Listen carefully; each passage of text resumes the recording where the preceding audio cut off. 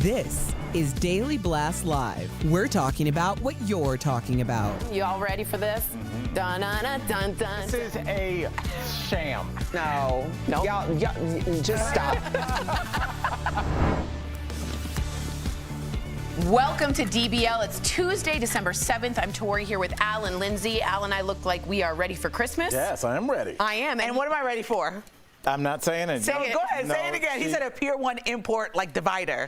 Remember that's in college? That's what I'm ready for. When you were... Excuse me.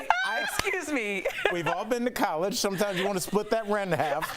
You get the room divider. The dorm divider. Exactly. Let's start I like my that. outfit. I miss Lindsay I love your so much. I know her spirit. I know. All right, let's get to this. Jussie Smollett is back on the stand today at his criminal trial in Chicago. If you didn't know, he testified yesterday that, quote, there was no hoax and that he is the victim of a hate crime. He also said he wrote the $3,500 check to one of the Osundaro brothers for nutrition and training advice. There was also some shocking testimony about his relationship with one of the brothers named Abel. Jussie said the two of them did drugs together and visited a bathhouse a couple of times where they did engage in sexual acts. Okay, what is he doing taking the stand? Well, I was going to say to testify in your own case is really a high-risk move. Yes. So it almost is like this so convoluted from the time that he got charged with 16 different charges, and then they dropped it, and then he got recharged on new charges. This whole case has just been this dramatic, drawn-out thing where I'm like, you know, in the beginning, a lot of people did jump to his defense. I did. A lot of celebrities. Yes. And a lot of people are holding back their words now, looking like, did I go too fast? What's going on? Because all these alleged actions, they have merit because of the homophobic and the racist undertones. But then if he's doing this as a mockery, that is so embarrassing for so many people that we're just like waiting to see what happens, because it's almost like unbelievable on all sides that this is still years later being dragged out. Lindsay, do you think, and Al, does anyone believe Jussie? Like, I'm trying to get a hold on the demo or the group of people that might still have, oh, maybe this happened. I'm trying to find that demo. Is there one? Demo? You know, I'm trying to find one. I mean, like, no, but a think group about of it. people. It's turning into, okay, he has relations with the Nigerian brother that helped plan the $3,500 scam. It's kind of like, how far do you go for, we were even talking about before the show, maybe they made this plan up being under the influence, but then like to play it out and act it out, that's a whole next day and weeks later of influence. You know, kind of like. You know what, Lindsay, what I tell my daughter, my son's not even there yet. She's still like a kid. My daughter's becoming a young woman. I always tell her, doing shady stuff takes longer than you think. Right. Like just the idea of doing something like, yeah, Lindsay, when Tori leaves, we're gonna go in her locker. So like you can say that quickly, but to actually do it, to plan it, to wait, to cover to up, then go in there, and then that takes a long time. And what I think we're seeing now is his fever dream of just like, this is gonna really launch me. I'm gonna be the face of homophobic anger, and then I'm gonna rise above that. I'm gonna launch my singing career if the show goes away. But really, what do we have now? We have a series of fragmented semi-lies that seem like they're not making sense. People that were in his corner are no longer there or just questioning. And this just seems like a young man that made a very bad decision and continued to double down on it. And this is what happens when you run out of nothing. Yeah. He has nothing else. Nothing. And I mean, to take the stand, though, and may I add, it just feels a little narcissistic to still think you can convince people on your trial. I bet you that lawyer said, don't take the stand, and he said, I'm taking that stand. Especially a case like this. You don't take the stand. You know, you're a lawyer's daughter. You don't do it. You don't do that. You sit your butt down because there's cross-examination. Am I right? Let us know if you disagree with me. I'm sure many of you do. All right, there was something else surprising that Jussie said on the stand we wanted to get to. He testified that CNN host Don Lemon texted him to warn him that police didn't believe his story during the early part of the investigation into the incident. So on Don's show last night, he did report on Jussie, but never mentioned that his name was brought up on the stand. Some are saying this raises serious ethical questions let us not forget his colleague, Chris Cuomo, is in hot water and just fired for also some ethical questions. They follow each other. Let's just put those two together. Does CNN have a problem? What do you think? I think the biggest issue is the conflict of interest, right? Because, so I want to stand on the same ground that I stood on for Kobe Bryant or for Andrew Cuomo. Like, when you're a journalist, you have a job to be objective and to take your job seriously. So if you use sources, specifically in this case, like a police officer that tells you something that you're supposed to report to the world so they have the latest updated news, you can't then use those sources and tell your friend or your homeboy or your brother, in Cuomo's case, what's going on and kind of lead them in a direction that's you're using your news sources for. So that's kind of why I'm frustrated by this. But then at the same time, you have Don Lemon, who's one of the biggest names that is a black gay man. Yes. This is a hate crime allegedly against a black gay man. Whether it's true or not, it rose those emotions up. And he's saying these texts came from 2019. Those emotions were real probably for Don Lemon, for him to insert himself and stop being objective and put his job on the line to say, or even if he got that, no one knows where he got that information from, but wherever he got it from, he felt like he needed to let Jussie Smollett know, hey, listen, this might be a time again where the police are not believing a black man or a gay man. And so I'm just giving you a heads up. And so I'm not so mad at Don Lemon for that, but I do think that people need to understand that when you're in that role as a journalist, you have to do your job. And so if it's compromising, you have to go over the top, be over the top with your being careful, because when you compromise those lines, they can't fire Cuomo and then say, Don Lemon, it's all good. Exactly. Exactly. And that's, that's where I don't think a lot of our viewers know, Lindsay, you've been in both worlds. Like, you are a legitimate journalist. And I think those lines have been blurred so much now where, like, people are editorializing, but they're doing so on news station platforms. So when people follow them, they think they're getting the news, but really they're kind of getting their skewed opinion. So I want to ask you, for myself and for our viewers, I'm assuming at this, there was a certain point where Jussie and Don Lemon are just famous black gay men. They probably run in similar circles. They're going to meet somewhere, so they might develop a relationship, friendly-ish. At what point does that should he have just not commented at all on that situation, or he should not have texted about what he was hearing? Or should he have said, I need to divulge this information and we're close friends, or we're friends? At what point does the friendship end? He did say that was his close friend. And people like even as high up as Kamala have jumped out and said, I hope Jussie recovers well. A lot of people came out immediately because this did, to the open eye, look like a hate crime. Nobody thinks somebody would make up a convoluted story in Chicago about being attacked and then to come to find out that it may or may not be true. I think with Don Lemon, the thing that actually crosses the journalism boundary is where you got that information from. So if the police gave it to CNN or to Don Lemon representing CNN as, here's information to tell your viewers, and you then pass it to somebody like your homeboy or your brother or your family, your friend, that's not what the information is intended for. The information is intended to let the public stay informed on what's going on. And so I think it's hard because when you're in the space like I am right now, we are a talk show and we analyze. That doesn't mean you forget how to be a journalist. It just means I'm going to try my best to bring facts and information to the table, but also know that we're having a conversation that also includes my opinion and Don Lemon's opinion on those late night shows. So it's hard when you're on CNN that prides themselves on telling the news during the day and then at night have analysis. They're toying the line, like I said, having the Cuomo brothers. It's not against journalism. I mean, it's against journalism standards to have two brothers talking about serious news stories on air, which is why Cuomo didn't have his brother on for so long.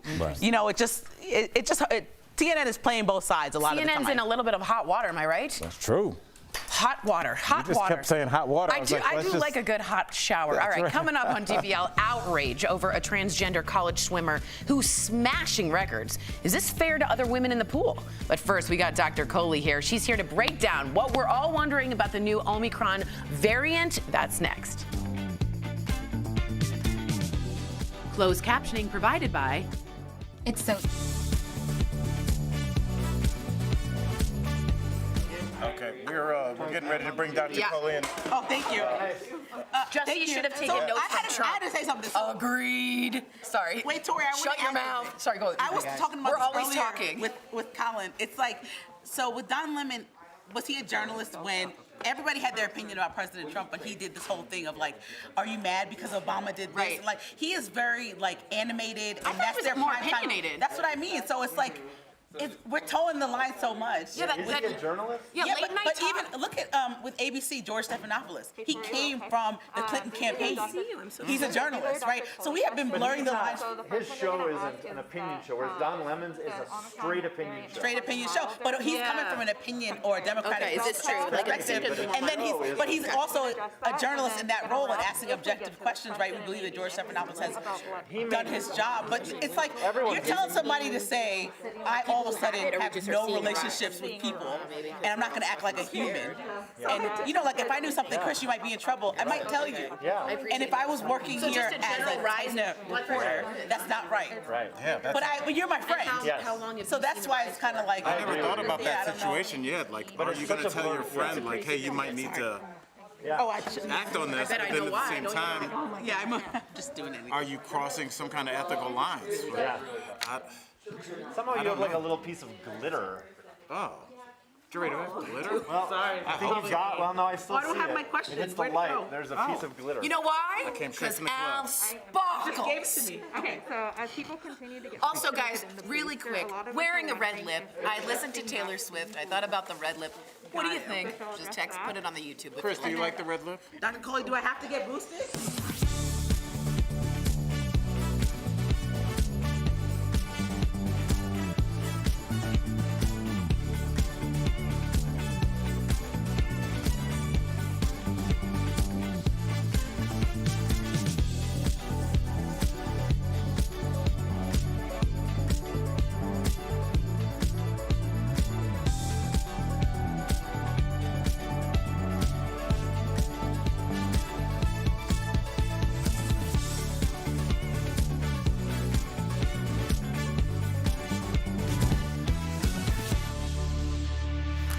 Welcome back to DBL. There are so many headlines about the Omicron variant today, which is why we are so psyched that Dr. Coley is here to answer our questions about them. Welcome to And the me. show. Al, I'm here. Pseudo Dr. Jackson. Al also won the Masters according to his outfit. Here we go. Oh, good one, Tori. I was trying to think of a joke for Al's outfit. I couldn't You think didn't of think one. about the Masters? I'm wearing a green I thought jacket. about school teacher or like prep school, but it wasn't funny. I won that one. All right, so Dr. Coley, this morning I heard that the Omicron variant actually has milder symptoms than Delta. And I've heard this for the last couple days. Am I being truthful? Is that true or not? Yeah, so the preliminary data is telling us this, guys, and scientifically it makes sense, right? Because as viruses evolve, sometimes they want to be more contagious, but they lose their punch a little bit. Because if you think about it, you want to try to find a host, and if you kill off your host, then you're not going to spread yourself. So that is a natural pattern of evolution of viruses. So we're hoping that that's the case. It's weaker a bit. Right, but there are some caveats. So some of this data is coming from younger people in South Africa, and we know younger people tend to have milder illnesses anyhow. We also know that it's early, and it usually takes several weeks, if not months, for people to get in the hospital and then pass see. away. So we still need more information, but this is looking really promising, and it would be good news, right? It would be a silver lining, everyone. There we go. Now, so we're saying that the Omicron variant is more contagious, but maybe less virulent to the host. My question is, does it mean that it'll be around longer because it's more contagious and it's not going to kill the host? It's just going to make them sick? Yeah, well, so it means that we're spreading it more quickly. So remember, the Delta was already as contagious as the chicken pox, and this is looking like it's even more contagious than Delta. So what that means is that each person can make many more people infected, which means many more people are likely to get it, potentially even those people that are vaccinated. Okay, so as people continue to get vaccinated and even get the booster, a lot of us are wondering if the existing vaccines will work against this new Omicron. Well, so this part we don't yet know about. Now, we're hoping that they'll at least offer some degree of protection against getting super sick. But just yesterday, Dr. Fauci said that 23% of the Omicron cases that we're seeing right now are in vaccinated and boosted people, like ourselves. Wow. So I don't want the vaccinated people to let their guard down, because this is looking like it's escaping the immune system. It's outsmarting our immune system. But I still want you to get the vaccine and the booster, because it is going to protect you against Delta. We know that for a fact. And it may offer protection against Omicron as well. It's like what you told me with the car. Like, to avoid a car wreck, there's seatbelts, there's airbags, there's many things you can do to help protect yourself, and this is another one of them. I wanted to get to this specific question because it's a weird, interesting bit that I found out. There's a study that's come out that shows there's a big rise in blood pressure during among adults during the pandemic, but especially for women. What's going on? Are we just freaking out? We're carrying the weight? Like, is that it? That's part of it, actually, Tori, and this makes me really mad. It kind of hits close to home for me because as a cardiologist, we know that heart disease is the #1 killer of women. In fact, 1 out of 3 women in your lives are going to die from heart disease, statistically speaking. And yet, women don't get the same kind of care that men get. They get underdiagnosed, they get undertreated, they're not given as aggressive treatments, and part of that is a detection bias in the medical community. We are not as good at detecting heart disease in women, but part of that is us. It's the fact that we internalize stress more. It's the fact that we take care of others before we take care of ourselves. We are moms first, wives first, daughters first, before we're women. And that's why this pandemic has impacted women disproportionately. So I think it's one of those disparities that we've talked about on the show before. We really need to step up to the challenge, because if women die of heart disease and stroke, that is a preventable death, according to the American Heart Association. I mean, I just know when my mom's always been sick, just be a real advocate for yourself. If you feel like something is wrong, and you picked a maternity doctor specifically for that reason, am I right? Oh, yeah, I think as a Black woman, I talked to you a little bit about this. I was looking for somebody that I knew was going to protect me, because all we talk about in the news is, you know, women going through these different experiences, specifically women of color having trouble with their pregnancies. And I was terrified, to be honest. So I'm just glad I had your advice, and I'm glad I had my doctor, who was awesome, and it kind of just helped me have a happy, healthy pregnancy. So yes. Oh, that's wonderful. All right, guys, remember, be pushy, especially if you're a woman. We want to take care of you. We love you. Thank you, doctor. If you have a question you want answered by Dr. Coley, just write us on social media. You can also email info@dailyblastlive.com. Thanks so much. We'll be right back. Coming up on DBL, Dr. Coley sticking around as we talk about a transgender swimmer who's breaking records. Is it fair? We'll chat about it after the break.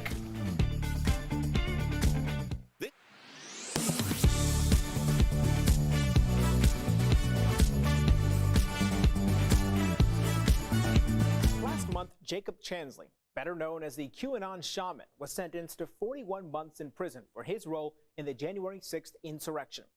Chansley pleaded guilty to a felony obstruction charge. Soon after, Verify viewer Kathy asked, can some people convicted of felonies from the January 6th insurrection still vote? So Kathy, let's verify.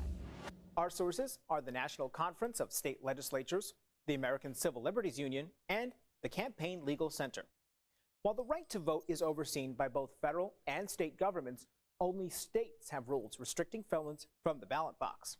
The ACLU estimates nearly 6 million Americans have lost their right to vote because of a criminal conviction. A lot of it comes down to where the person lives. The NCLS found 48 states disenfranchise felons while in prison. 37 automatically restore their right to vote once felons are released or their sentences are completed. 11 others require additional action to restore voting rights. However, Maine, Vermont, Puerto Rico, and D.C. allow everyone to vote, including inmates. So, it's true. Some people convicted of felonies from the January 6th insurrection can still vote if they live in a state that allows them to do so, and most others will eventually be allowed to vote again. The CLC also notes most states only restrict the voting rights of people convicted of felonies. Roughly 3/4 of people who were convicted in the January 6th insurrection pleaded guilty to misdemeanors. With your Verify, I'm Brandon Lewis. To receive daily fast facts to your phone, text Verify to 202-410-8808.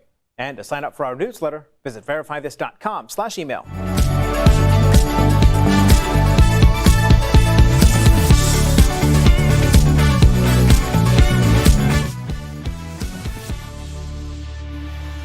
Welcome back to DBL. So Dr. Coley, we want to get your opinion. We're going to just hire her without paying, I feel like. That's what we're going to do on this controversy. So a swimmer for the University of Pennsylvania is getting a lot of pushback. This is 22-year-old Leah Thomas. She's transgender, and she's competing at a number of high-profile collegiate swim meets, okay? So just this weekend, she smashed a number of records, including her school's all-time record, winning one race by 38 seconds. Easily beating her competition. Now, to be clear, we want to be very clear about this, she is not smashing NCAA records. In fact, she's got a long way to go. But some are saying this is not fair to the other women in the pool. So what's your take? Does she have some competitive advantage from a specifically medical perspective? And that's a good take to get. So let's kind of lay out what happens when somebody is trans, okay? So they first get hormone suppression therapy. So if you're trans man to woman, trans woman, going from male to female, like this person is, you get therapy to suppress your testosterone, and you get estrogen supplementation. It usually takes about a year for all of those changes to kick in. And there's three main things we think about in terms of the changes that occur. So the first is muscle mass. Men have more muscle mass than women, but when you go trans and you get estrogen, you start to suppress some of that muscle mass. So we think that that evens out. The second is hemoglobin or blood doping. So men have a higher hemoglobin, natural levels of oxygen-carrying cells, than women, but it takes about 3 to 4 months on hormone suppression for that to really even out. But the third is body size and physiologic changes, which don't get affected by hormones. So men have a higher lung capacity by 10 to 12%. They have bigger lungs, they can take deeper breaths, and their chest is bigger, their body size is bigger, and that doesn't change. So the idea is some things you can modify and level the playing field, but there's some that still stay imbalanced. So my question to you guys is, do you think that this is fair if most things are even? And I'll add, just to be balanced, that there are some medical experts that say that trans athletes are even at a disadvantage, because now you've got the body size of a man, but you've got the muscle mass of a woman that's propelling you. Right. Al, what do you, I don't know. I'm going to be really honest with you guys. This doesn't feel right. And I say that hoping someone agrees with me. I don't want to be wrong, politically incorrect, but this feels wrong. Right. What do you feel, Al? That was what I thought when I saw the difference in time. You know, usually when you start talking about, especially at the Division I level, when you start talking about nationals, Olympics, you know, fractions of a second is what's separating the competitors. When you start talking about, I believe here, 38. Yeah, I mean, it's so off of the mean that it almost cannot be calculated. So I think that what we're going to have to do now is start to look at this in a different way. We're going to have to figure out a way to balance this out, in that either we're going to have a different category, or we are going to have to find a way to look at these records differently. Yeah. It doesn't mean that people cannot compete, but there has to be some kind of a level playing field. And in this kind of situation, we want everybody to compete, but we also have to have some numbers that we can go on to base off who is the best, the second, and the third, and make it as fair as possible. Yeah, I think we're always towing the line on the issue, and I think for me, it's just like there are other women that are competing in the competition that are trying their hardest and still feel slighted in this way, and so we have to acknowledge that that's a real feeling and listen to some things that you said. There's arguments on both sides, but what you just said about the last piece of that biology that doesn't change is really an issue to me if I was competing at the highest level in any sport, and that could be high school, college, beyond. You know, it's frustrating to see that I'm losing to somebody that's transgender that has, to me, in my opinion, an advantage. Very interesting. We'll be right back. Let us know what you think. Promotional consideration is brought to you by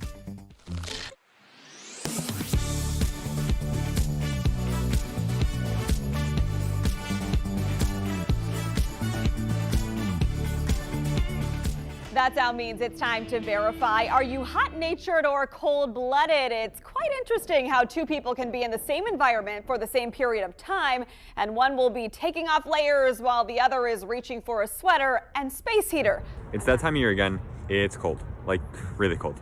But it's not as cold as it is where I'm from, which is New Jersey. I thought that the warmer winters would feel a little better. They don't. It's still freezing. My dad says when I moved from somewhere cold to somewhere warm, my blood thinned. Is that true? To verify, I consulted the Mayo Clinic and heard from Dr. P.J. Miller, assistant professor of hematology and oncology at Atrium Health Wake Forest Baptist. They conclude the claim is false.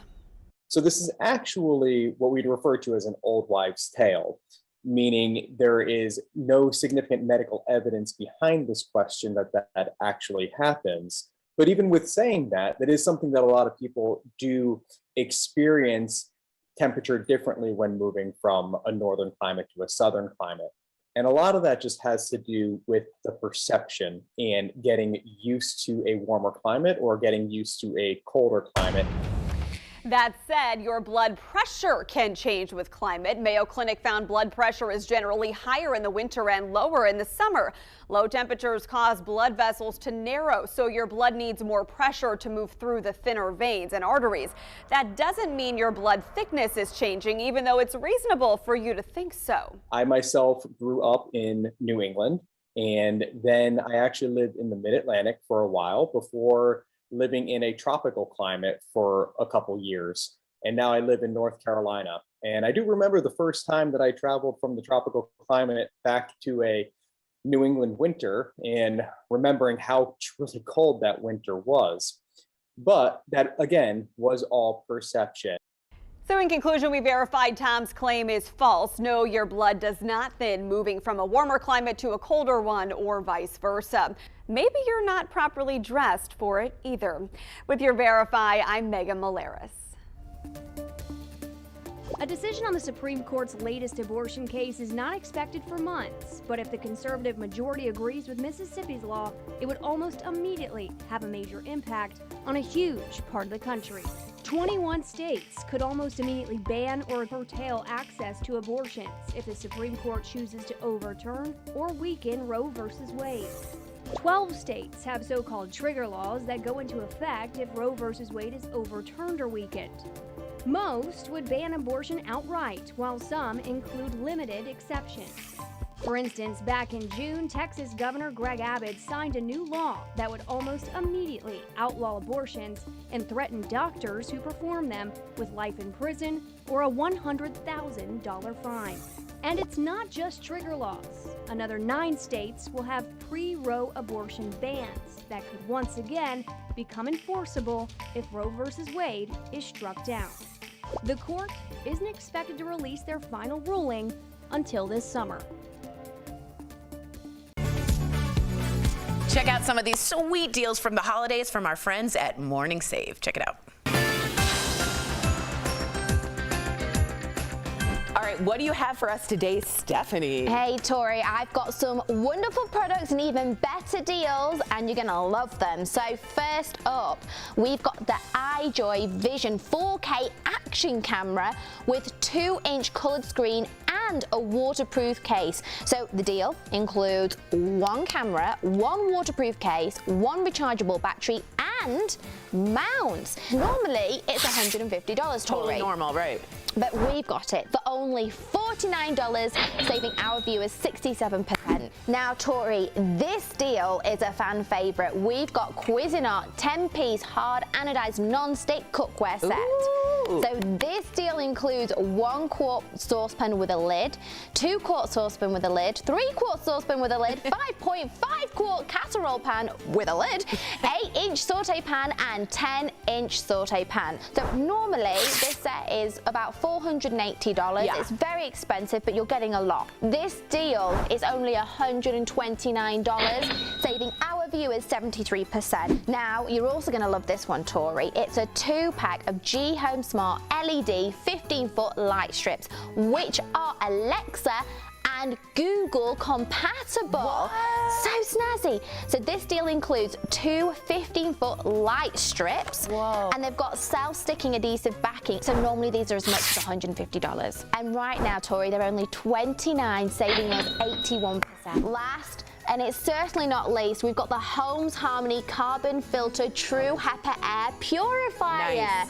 It's going to remove 99% of particles, including dust, pollen, and mold spores. And normally this is as much as $120, Yeah, but they're pricey. we've got it, Tori, for only $59.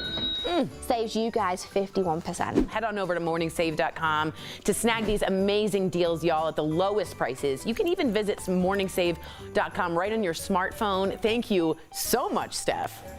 DBL's new every day. We'll see you same time, same place tomorrow. Wave Thanks, out. guys.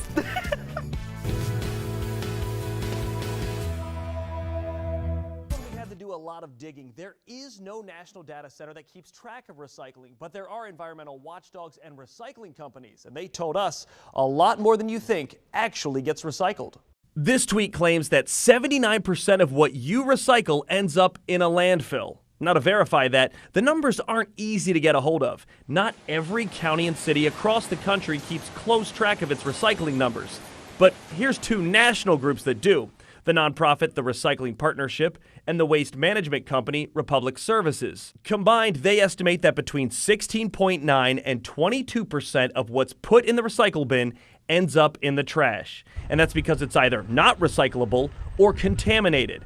Now, to find out what that means, we went to 2 local experts. Jake Anderson, who runs the Republic Services Recycling Center in Manassas, and Scott McDonald, the recycling program's manager for Prince William County. All trash is not created equal. Scott and Jake both said the majority of what's thrown out at a recycling center is trash that got mixed in with recyclables. Food, furniture, certain types of plastic, you name it, people have tried to throw it out. About 1/3 of what goes in people's recycling bins is trash in this area on average. And the second group that are thrown out are recyclables that are contaminated. If the product is clean, if the product is paper or plastic or aluminum or cardboard, then we want it, but it needs to be clean and it needs to be dry. And that all adds up to between 17 and 22% ending up in a landfill. So it's false to say that 79% of what you recycle ends up as trash.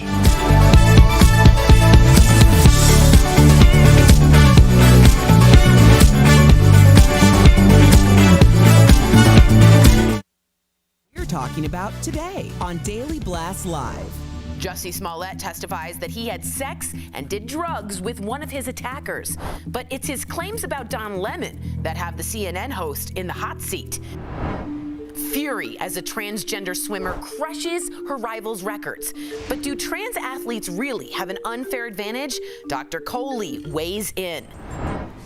Brooke Shields puts Barbara Walters on blast. Why she's calling their 1980 interview practically criminal.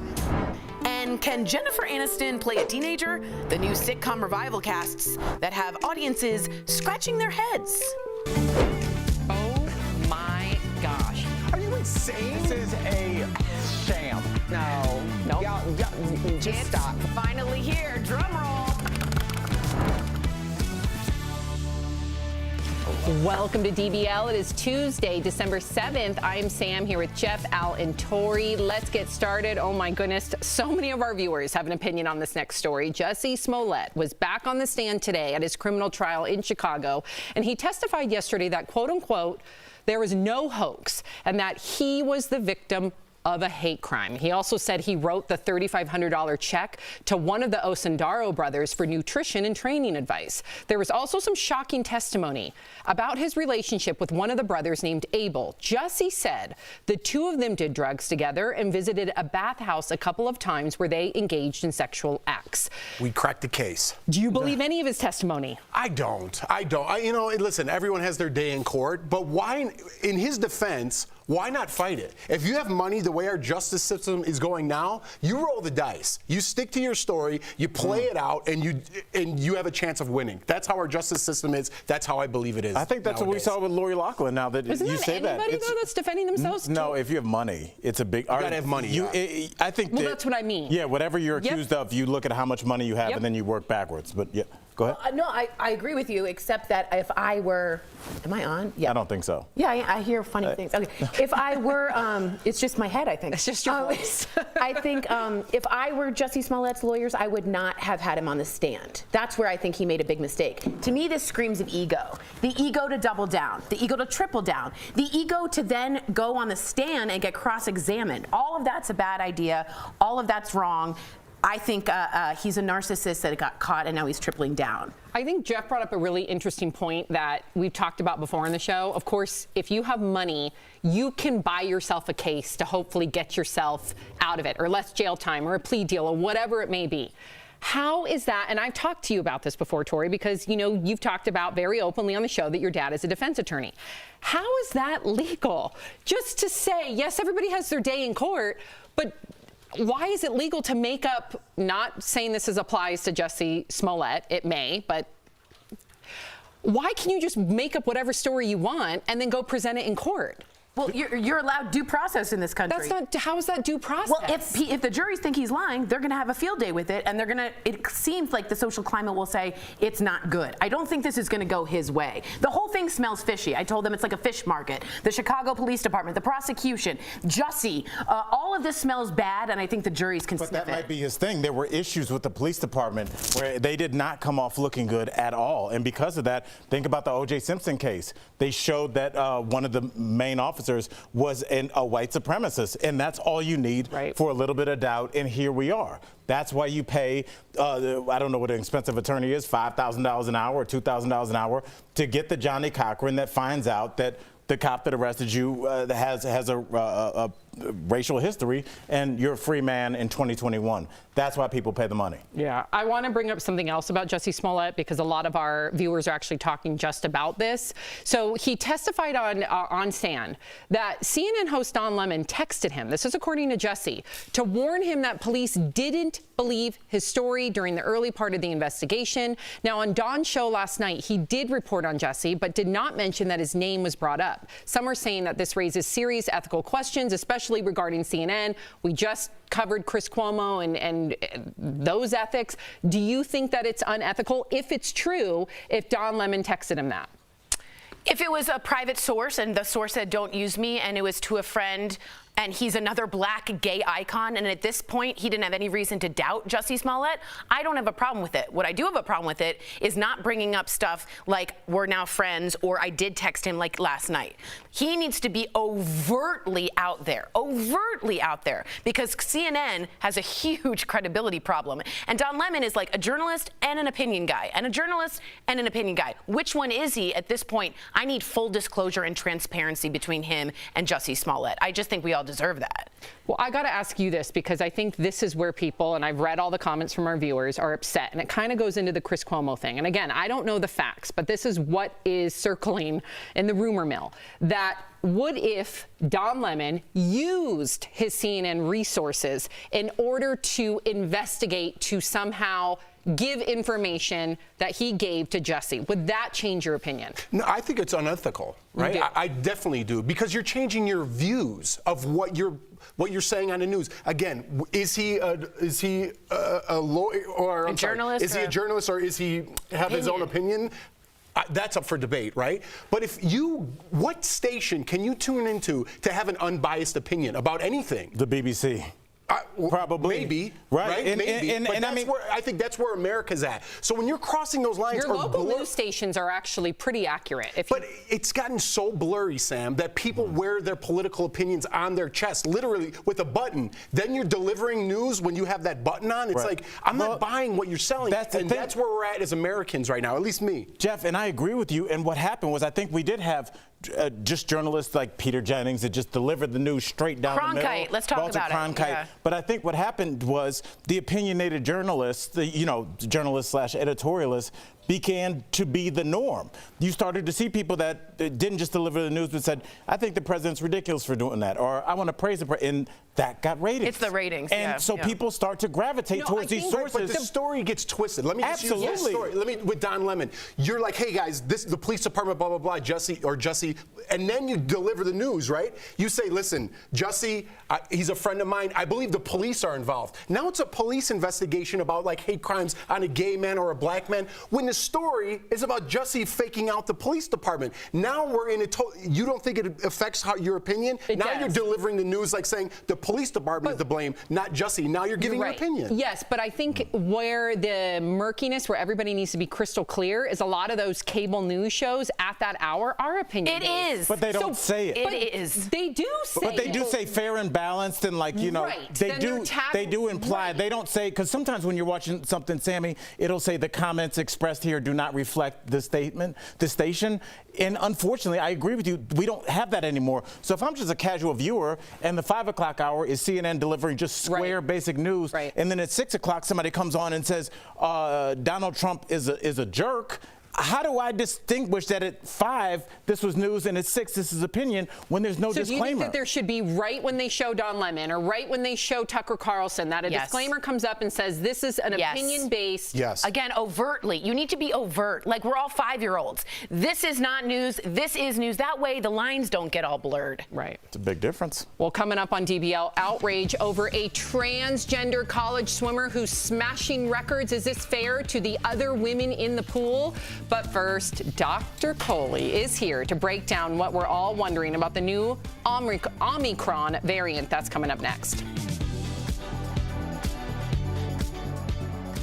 Closed captioning provided by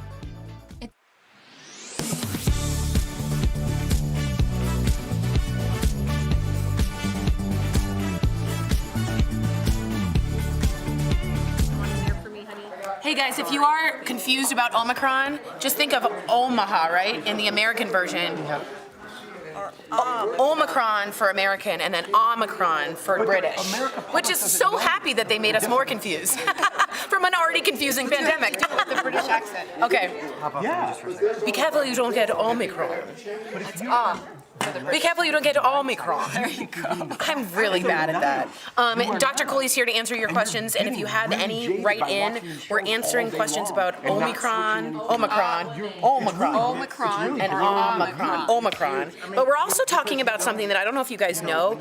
There's been a new study about blood pressure, and there's been a significant rise since the pandemic, or 2018 really, for women. And she's going to give a really strong response. But do you know your blood pressure, Tori? I actually have very attractive blood pressure, and I kind of like tell that to the person doing it, and they go, "I just need to get your blood pressure." Like, it's weird. As a cardiologist, that appeals to me. See, it's very attractive. I'm very proud of it. But if you are a woman and you are having some hypertension or high blood pressure, I would stick around for this. I didn't know about this, and I think we're and even it's if you're important. not, because there's been new diagnoses of hypertension. So even if you're somebody who's been if you're not, that's right. Your Just pressure if you're a woman, pay attention to this cardiologist in this news. It's a study that I bet other places are wiping under the rug. We're not. We want to bring it up because we don't feel like women and men's health is studied, researched, or paid the same. You know, a lot to say on that.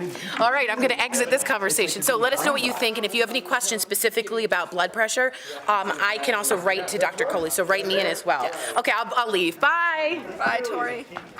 30 seconds.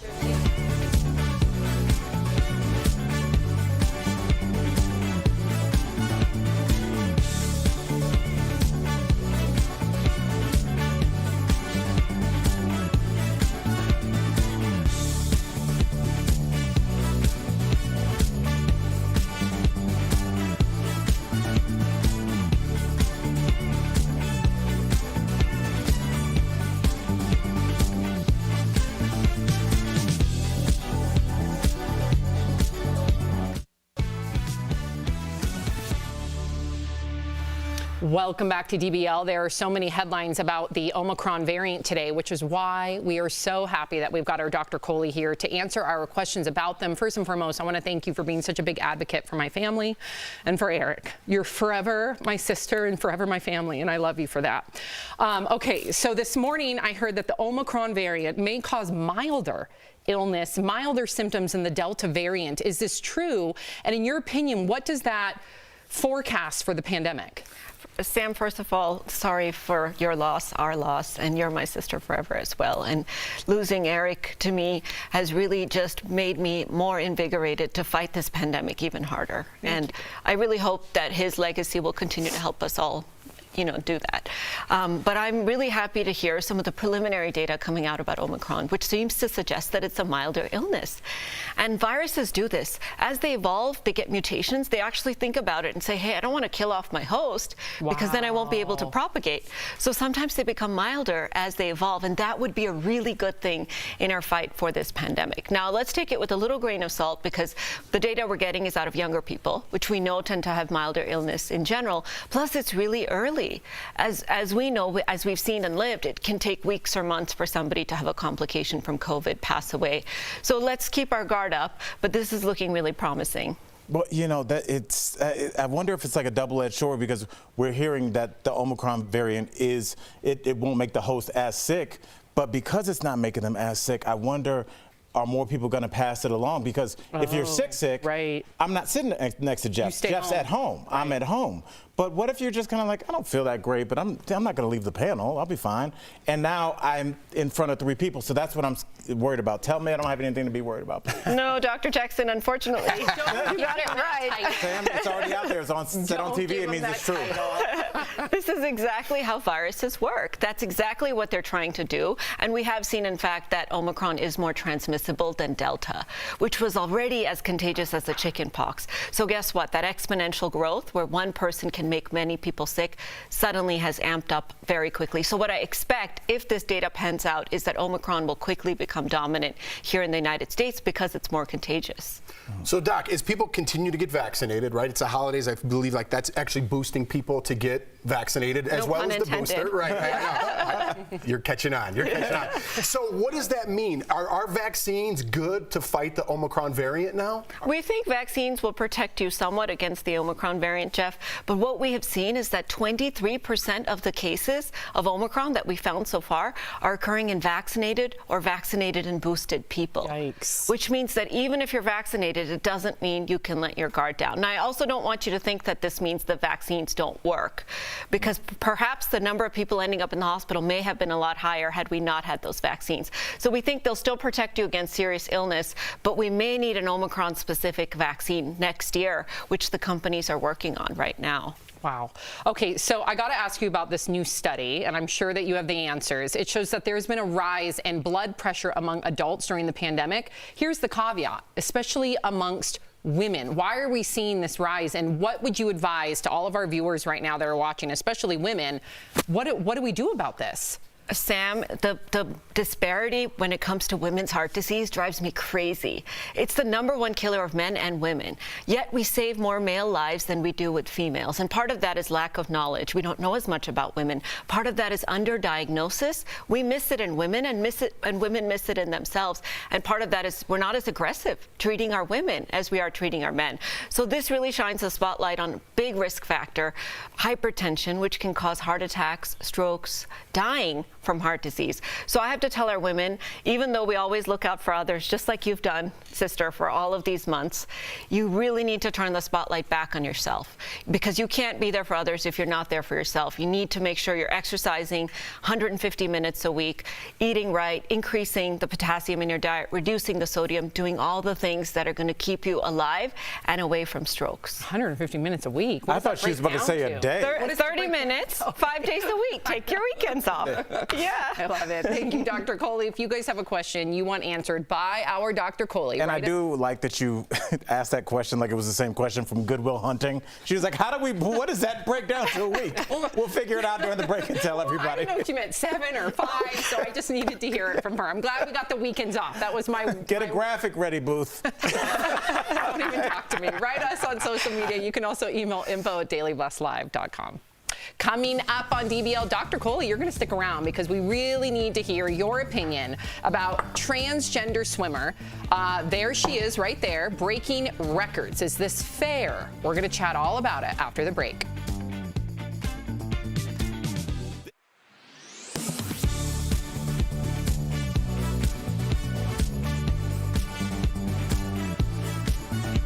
Last month, Jacob Chansley, better known as the QAnon shaman, was sentenced to 41 months in prison for his role in the January 6th insurrection. Chansley pleaded guilty to a felony obstruction charge. Soon after, Verify viewer Kathy asked, can some people convicted of felonies from the January 6th insurrection still vote? So Kathy, let's verify. Our sources are the National Conference of State Legislatures, the American Civil Liberties Union, and the Campaign Legal Center. While the right to vote is overseen by both federal and state governments, only states have rules restricting felons from the ballot box. The ACLU estimates nearly 6 million Americans have lost their right to vote because of a criminal conviction. A lot of it comes down to where the person lives. The NCLS found 48 states disenfranchise felons while in prison. 37 automatically restore their right to vote once felons are released or their sentences are completed. 11 others require additional action to restore voting rights. However, Maine, Vermont, Puerto Rico, and D.C. allow everyone to vote, including inmates. So, it's true. Some people convicted of felonies from the January 6th insurrection can still vote if they live in a state that allows them to do so, and most others will eventually be allowed to vote again. The CLC also notes most states only restrict the voting rights of people convicted of felonies. Roughly 3/4 of people who were convicted in the January 6th insurrection pleaded guilty to misdemeanors. With your Verify, I'm Brandon Lewis. To receive daily fast facts to your phone, text Verify to 202-410-8808. And to sign up for our newsletter, visit verifythis.com/email.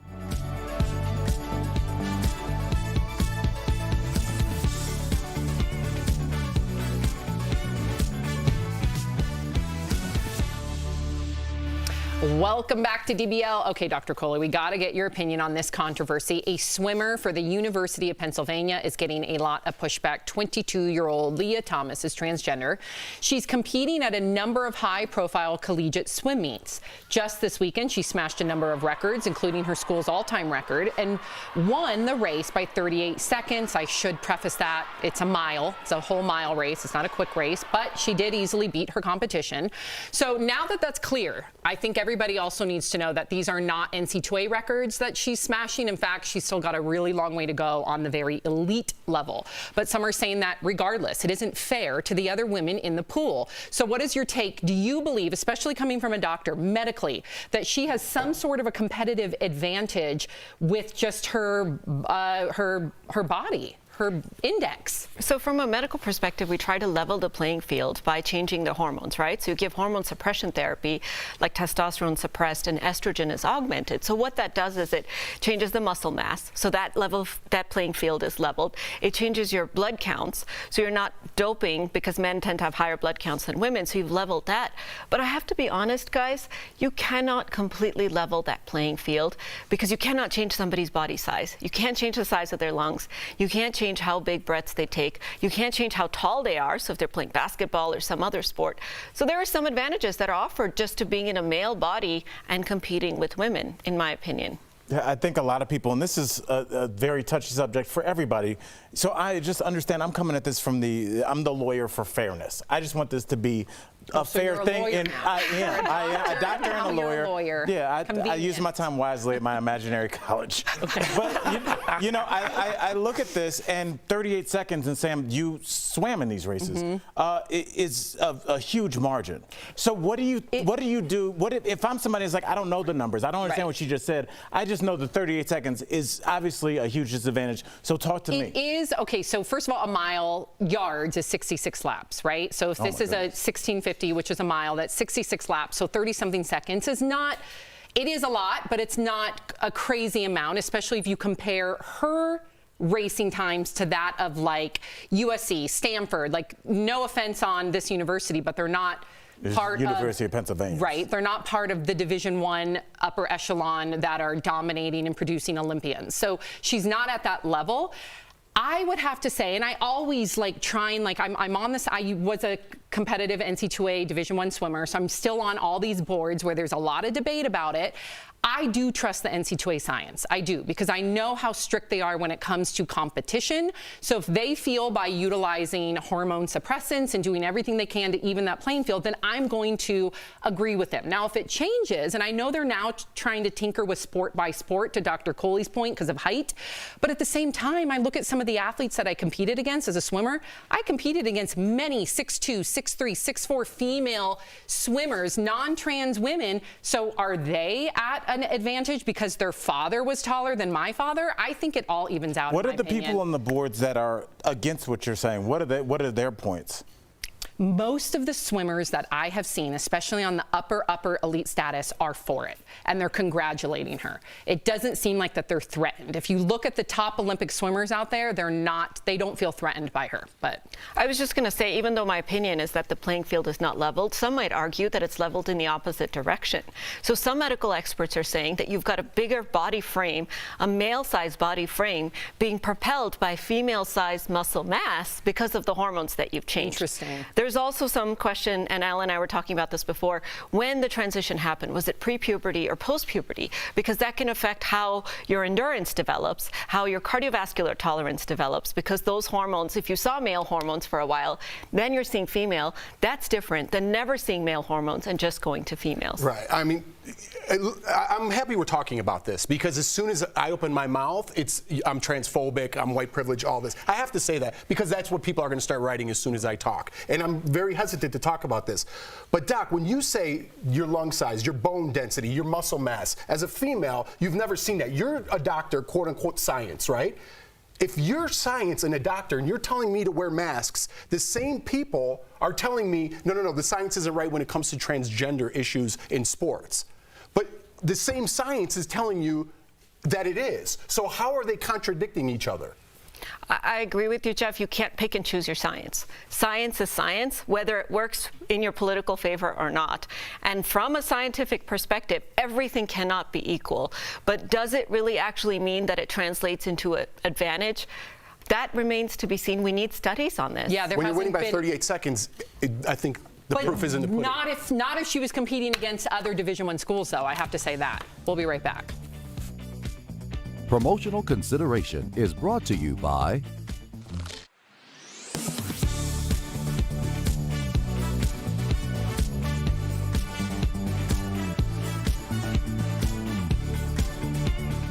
That sound means it's time to verify. Are you hot-natured or cold-blooded? It's quite interesting how two people can be in the same environment for the same period of time, and one will be taking off layers while the other is reaching for a sweater and space heater.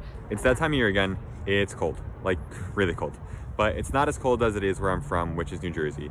I thought that the warmer winters would feel a little better. They don't. It's still freezing. My dad says when I moved from somewhere cold to somewhere warm, my blood thinned. Is that true? To verify, I consulted the Mayo Clinic and heard from Dr. P.J. Miller, assistant professor of hematology and oncology at Atrium Health Wake Forest Baptist. They conclude the claim is false.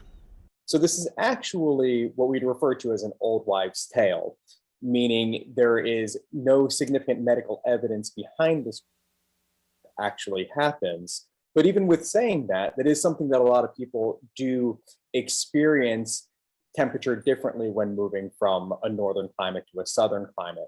And a lot of that just has to do with the perception and getting used to a warmer climate or getting used to a colder climate. That said, your blood pressure can change with climate. Mayo Clinic found blood pressure is generally higher in the winter and lower in the summer.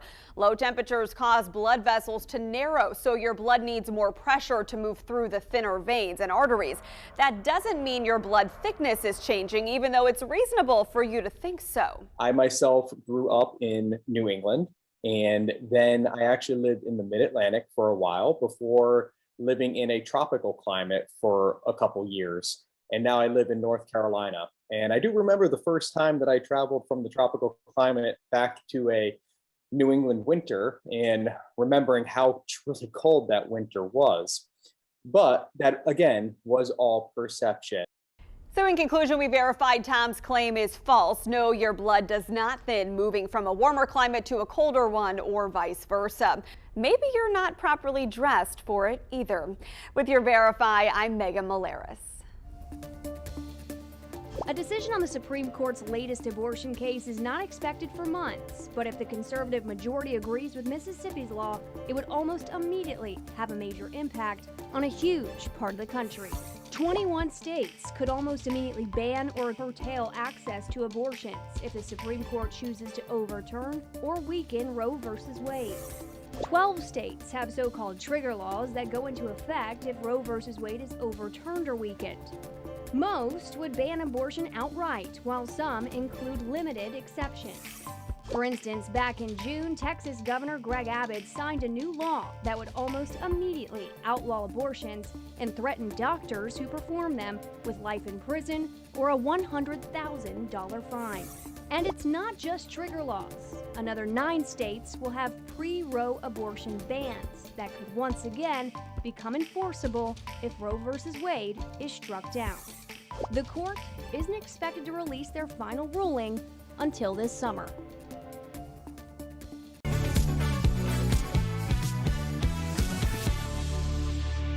If you're leaving us, you can watch the second half of the show online. Watch on YouTube, dailyblastlive.com, or our DBL mobile app. But if you're sticking around, here is what's coming up. Did Rebel Wilson really get pushback from her team over her weight loss? Plus, some 80s sitcoms are coming back to TV for one night. But why are older actors playing younger characters? We're going to chat all about it right after the break.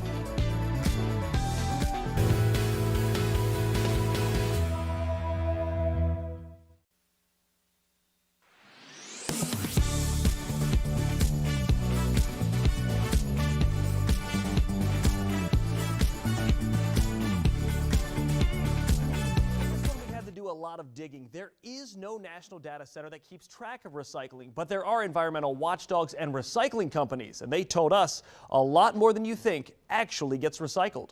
This tweet claims that 79% of what you recycle ends up in a landfill. Now, to verify that, the numbers aren't easy to get a hold of. Not every county and city across the country keeps close track of its recycling numbers. But here's two national groups that do: the nonprofit The Recycling Partnership and the waste management company Republic Services. Combined, they estimate that between 16.9 and 22% of what's put in the recycle bin ends up in the trash. And that's because it's either not recyclable or contaminated. Now, to find out what that means, we went to two local experts: Jake Anderson, who runs the Republic Services Recycling Center in Manassas, and Scott McDonald, the recycling program's manager for Prince William County. All trash is not created equal. Scott and Jake both said the majority of what's thrown out at a recycling center is trash that got mixed in with recyclables. Food, furniture, certain types of plastic, you name it, people have tried to throw it out. About 1/3 of what goes in people's recycling bins is trash in this area on average. And the second group that are thrown out are recyclables that are contaminated. If the product is clean, if the product is paper or plastic or aluminum or cardboard, then we want it, but it needs to be clean and it needs to be dry. And that all adds up to between 17 and 22% ending up in a landfill. So it's false to say that 79% of what you recycle ends up as trash.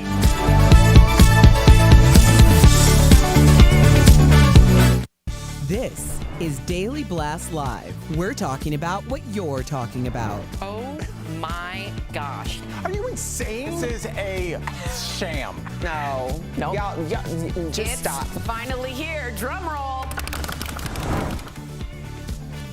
Welcome to DBL. I'm Sam here with Jeff, Al, and Tori. So a couple of 80s sitcoms coming back to TV, but only for one night. So the Facts of Life and Different Strokes are being brought back as a part of the Live in Front of a Studio Audience franchise. Some people have questions about the casting. Of course they do.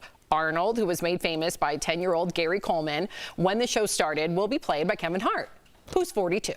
His big brother Willis will be played by 61-year-old Damon Wayans. For the Facts of Life, Tootie will be played by 49-year-old Gabrielle Union, and Blair will be played by Jennifer Aniston, who's 52.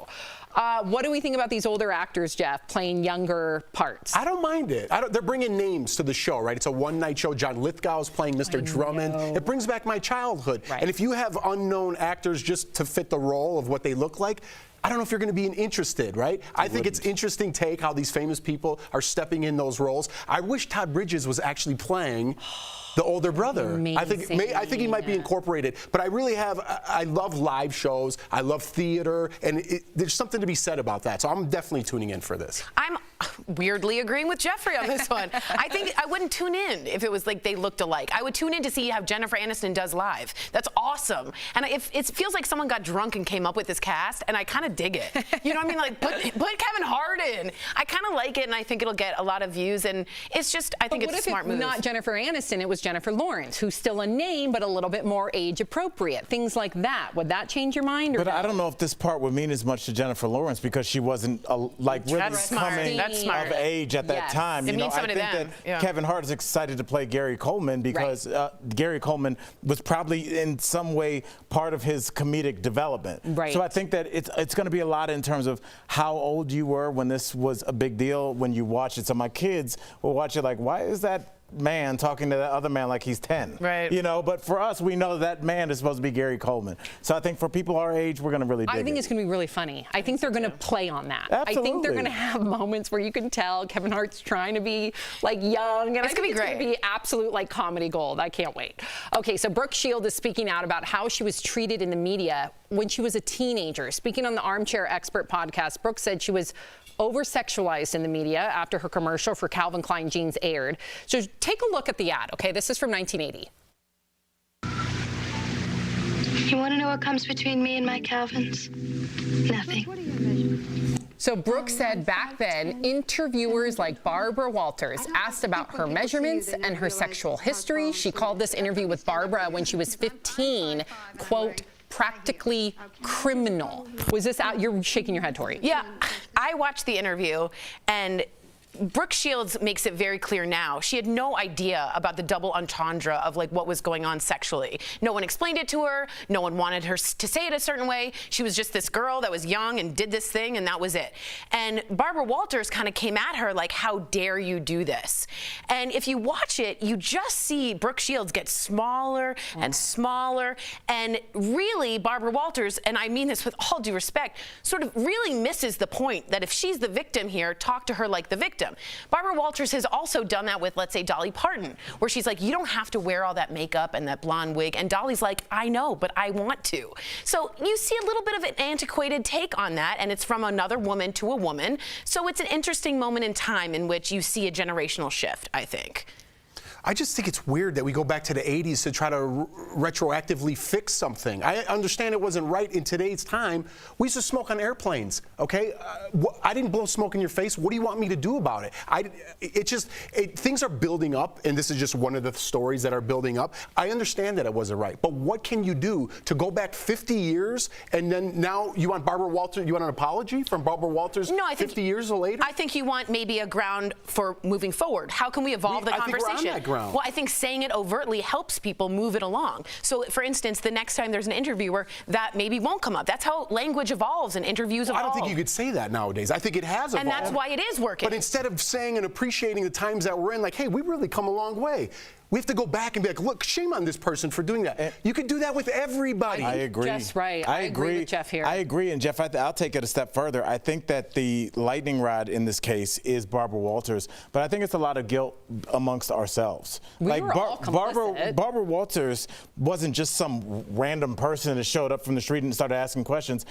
She was hired, and she was picked to do that interview because she was popular, because those are the kind of questions that people wanted to hear. The viewers at home wanted to hear that. So when we go back and we get an Oprah interview from 1992 where she's asking Britney Spears something weird or something off color, it's because the social conscience was off color. But what's wrong And so with that's what people wanted to hear. And I hear you, and I understand what you're saying, is we can't always be doing this. I understand that. But what's wrong with pointing out that, man, look how far we've come? That would be great, but that's not the narrative. I agree with you. If the narrative was like, hey, let's look how far we've come. Instead, it's just blame look Barbara what Walters. she did. Right. Can you believe she asked that without anybody taking into consideration that this was 50 years ago? Not to excuse it, but it was a different time, and we've all evolved, thank goodness. And if you haven't evolved, then yeah, and you try doing that in today's day and age, to Jeff's point, you will be canceled, rightfully so. Okay, Rebel Wilson said she received backlash, speaking of which, for losing weight. Rebel, who recently posted these pics on a beach in Fiji, started her year of health 2 years ago. Since then, she lost over 70 pounds. But she told the BBC her own team did not want her to lose the weight. Watch. Got a lot of pushback from my own team, actually, here in Hollywood, when I said, okay, I'm going to do this year of health. I feel like I'm really going to physically transform and change my life. And they were like, why? Why would you want to do that? Because I was earning millions of dollars being, the funny fat girl and being that person. Wow. What do you think about this, Al? I get it on both sides. Me too. I'm happy for her. I mean, because at the end of the day, it's her health that we're talking about, her well-being, how she feels about herself moving forward. I get all that. But I also get that you have a team around you that's paying for their kids' college from you being the funny, quote-unquote, fat girl. And when you say, I'm no longer going to be that, whatever you say next, they don't want to hear it. They want to hear, where's the next check coming from? Not that you're reinventing yourself midway through your career. Now, do I think there's a new lane for her? Absolutely. She's super talented. But might not be. This might just be kind of the end of the checks, or who we know her as, who we've grown to love. So I get both sides, but at the end of the day, forget the other side. This is her and how she has to walk around every day. So I'm with her, but I get it in terms of money making. She's taking a risk. Yeah, I totally understand both sides. I just really want, again, and maybe I'll be the person on the outside of this today, and that's fine. I just want the narrative around Rebel Wilson to no longer be she lost all this weight. It's got to move on. It's like the team didn't like it, women didn't like it, men didn't like it. I'm so tired. I just want Rebel Wilson to be in a movie and we can talk about her acting. It's so annoying. But which movie, I think, is the question. Agreed, but when you brand yourself now as the girl that lost the weight, even though there's no new, we don't move on. The whole idea of her getting healthy is to be a new you. So be the you and stop living in this circle that I wish would just evolve. And maybe I'm the only one who feels that way. But no, I agree agree with you. And why does Seth Rogen and Jonah Hill, other comedic actors who go up and down with their weight, why don't they get the pushback? I know they got some, but nothing in comparison to what Rebel Wilson's Adele getting. and Rebel Wilson. Right. Yeah. Why do they get any pushback? Right. Is the ironic question that we're all talking about. Why don't we pray? If I say, wow, Adele looks great, right. Rebel Wilson looks great, people start attacking me for judging someone because they. Do I live in a banana tree that everyone's just out of their minds right now? I mean, it's so crazy. You can't even say one thing. It is so crazy. I know from personal experience, when my weight fluctuates, I feel physically better, mentally better about myself. I'm not making fun of your dietary habits or what you look like. We live in this crazy, crazy planet right now that you just have to sit there and be like, I agree, whatever mental patients on the internet says. Well, I think it's that her fans see themselves in her. And they look and they say, I'm an overweight person, but you know what? That overweight person made it. They're walking the red carpet. She stands for what I could be. That's why, I remember one time I was opening for Monique years ago, early in my career. And I was in West Palm Beach at the old club there. And after she got off stage, comics do a little meet and greet. And when women met her, they would burst into tears. Aww. Because Monique represented so much of who they were. And I didn't get that. I was like, oh, just a comic I'm hosting for. But when I saw how powerful she was, I got it. And so I think that's where a lot of people are coming from now when they're like, don't lose the weight because what you're saying is there's something wrong with me that you need to shed that. But I get you, but to be healthy, and you can't live like that long term. Again, I'm going to get hate for saying that. But if you love Monique and she does that for herself and she feels good about herself, you don't like her now because you don't physically look the same? It's a weird juxtaposition. That's crazy to me. It's weird. The human mind is Go live dynamic. in the banana tree. Am I right? Dude, people are already there. That's where the world exists. Coming up on DBL, are you a Grinch around the holidays? You're not the only one. We'll bring down the things we'll break down the things people hate the most about the festive season next. Closed captioning provided by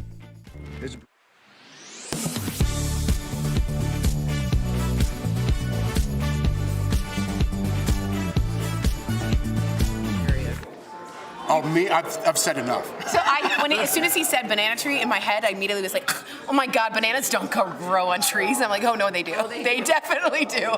That was good. That was funny. Right. Oh, yeah.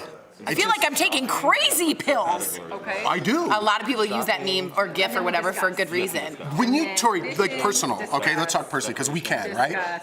For me personally, when I lose weight or I'm working out, you've been doing that a little bit, do you not feel mentally clearer or a little bit healthier? 1,000%. Think a little bit more positive? 1,000%. Right? So it's a real thing that people don't understand, but they want to excuse it for laziness or whatever their reason is, right? Then they say, you're body shaming me because of it. I fluctuate with my weight. I know not to extremes, but I personally know where my mind goes when I'm eating bad and not doing the right things as to where it is when I'm working out and I'm doing healthy things for my mind. Can I be really honest? Yeah.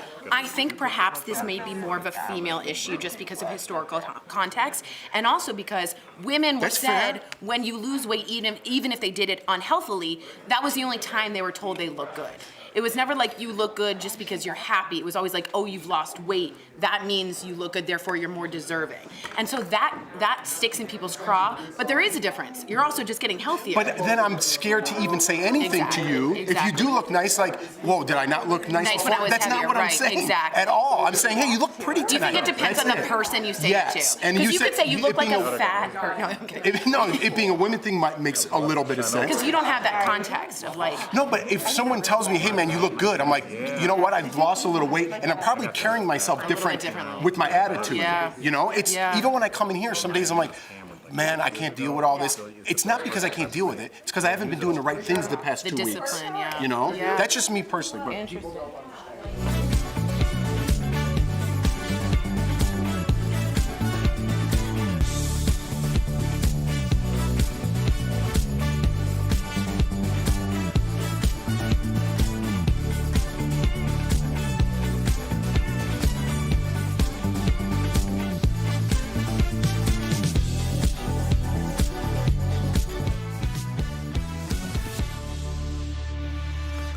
Welcome back to DBL. The spirit of the holidays is supposed to bring good tidings and joy. But what are the things about this time of the year that turn you into the Grinch? Check out this list of the most hated things about the holidays. Okay, so first up, shopping for gifts can be a nightmare, and here's what people hate most. The pressure to buy gifts and spending too much money, plus the long lines and the other shoppers. Jeff, did you ever go through this? I kind of like getting out there, you know, but it's the pressure of buying the right gift. My brother and sister-in-law buy me really nice stuff. Like, they really put thought into it, and they're like, you could really use this down the road year after year. And I'm like, you guys need another blender? I have a good gift. My sister's like an amazing gift giver. Like, she'll remember something you said about like a black lab and walking on a beach and there's sand, and you're like, yeah, here's a scarf. Like, it's a little intimidating. I know I said the same thing. Yeah, I know. I was trying to agree with you and I repeated. Okay, continue. All right. At least I admitted it. Okay, Next up are some traditions that people want to cancel. This includes carolers, children singing, secret Santa exchanges, and mistletoe. That stuff's caroler. Mistletoe's a little outdated. A little? If you have mistletoe at your house, you're canceled. It's outdated because of the consent? Yes. I'm Jewish. I don't know about it. Like, it's an insane concept. If I'm underneath let's say I'm at a party. Okay. And I'm underneath a doorway and some rando dude comes up to me. He 10 years ago could have kissed me and been like, mistletoe. And that's wrong. That's way wrong. It's really, I mean, you kind of nailed the guy. I thought about mistletoe a couple weeks ago as I was talking to my daughter, and she asked me, and I think that's when something should be canceled, when you can't tell your kid what it means. Like, I was like, it's such a crazy concept. So the mistletoe for sure, but also carolers, they need to go. No. Don't roll up on my property singing off tune. Oh my gosh, no, it's probably I don't want that. My most heartfelt that moment. Is trespassing. No way. Last year, I haven't had carolers on my front lawn since literally I would go visit my grandparents in Michigan. For some reason, in the 50s last year? Their neighborhood did it all the time in Michigan. Last year, and I know it was amongst a pandemic, but they had their masks and they were all socially distanced. What made it look like that thousands of people were there because they're all spread out, and they caroled. I screamed for Sophie to come join, and we listened and listened, and it was the most magical. I feel like you're reading a Christmas story to kids at the library, the way you described that. Like, I don't want unexpected company ever. Can you just say no thank you? Can you say no thank you? I don't want. How do you tell 11 randos to stop? You are the Grinch. What's the social? Do you give them money? How do you say goodbye? How do you say goodbye? How do you get them off your property? You go out and you set your car alarm off. So when they're done, you put your hand on your heart and you say, "That was beautiful, thank you." And they're like, "Where's the cash, lady?" No, exactly. They go in Michigan. You actually invite them in, and you have a cup of hot. You have to take them in. Stop it! Wow. Now you're out of control. Making up things. I am not making up things. Invite 12 random people in for cocoa under the mistletoe. It's your and also neighbors. Kids singing is a disaster. Okay. Oh, God. The holiday decoration debate continues, and here's what people hate most about decking their halls. People who put decorations up too early or leave them up too long, and decorations that are ugly or annoying. What do you hate about holiday decor, Jeff? You know, I think I'm putting pressure on the neighbors because we do it so early. November 1st, they're up, and I've been getting like little social cues. I'm very in tune to those. They're like, man, what's up? Why'd you put those? Yeah, a little early. They gotta like go out there and get it, and yeah. I apologize. Yeah, I think you just gotta let Thanksgiving breathe. It's like a good wine. Like, Halloween's got to have a moment. You can't rush into it, else you're not really enjoying each one. I don't know. What's Thanksgiving decorations? A turkey blow up on your lawn? I've seen a couple of those, and it's weird. Decoration. I will say this, and Sam, on their lawn. people, I should clarify, not a turkey blown up. Correct. I need to clarify. Right. I don't think you needed to clarify that. No one was thinking about that. Now I can't stop thinking about that. That's really disturbing. Who was thinking that? I want to make sure nobody misconstrued. It's an inflatable. Yes. Okay. We're not talking about. It's an inflatable. Yes. Stop it. I thought they went to the control room because we said something. We all know that movement.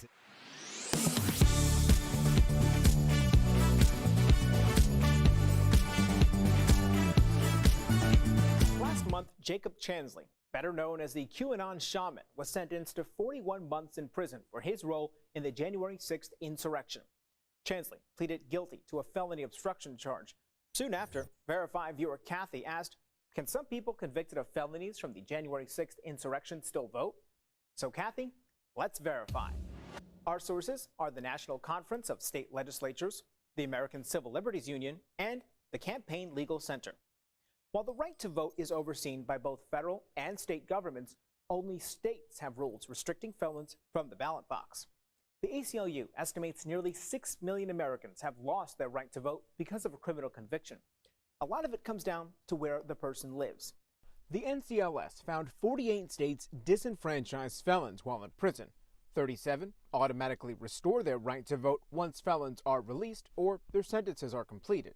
11 others require additional action to restore voting rights. However, Maine, Vermont, Puerto Rico, and D.C.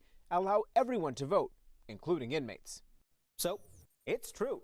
Some people convicted of felonies from the January 6th insurrection can still vote if they live in a state that allows them to do so, and most others will eventually be allowed to vote again.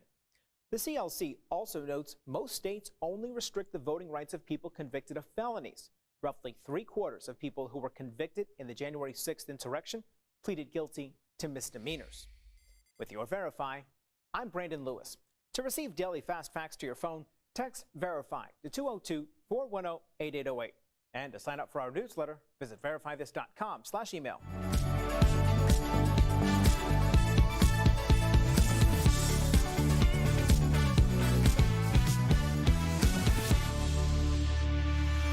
The holidays are here. Earlier, Steph showed Tori some sweet, sweet deals from our friends at Morning Save, and you're not going to want to miss them before you finish up your holiday shopping.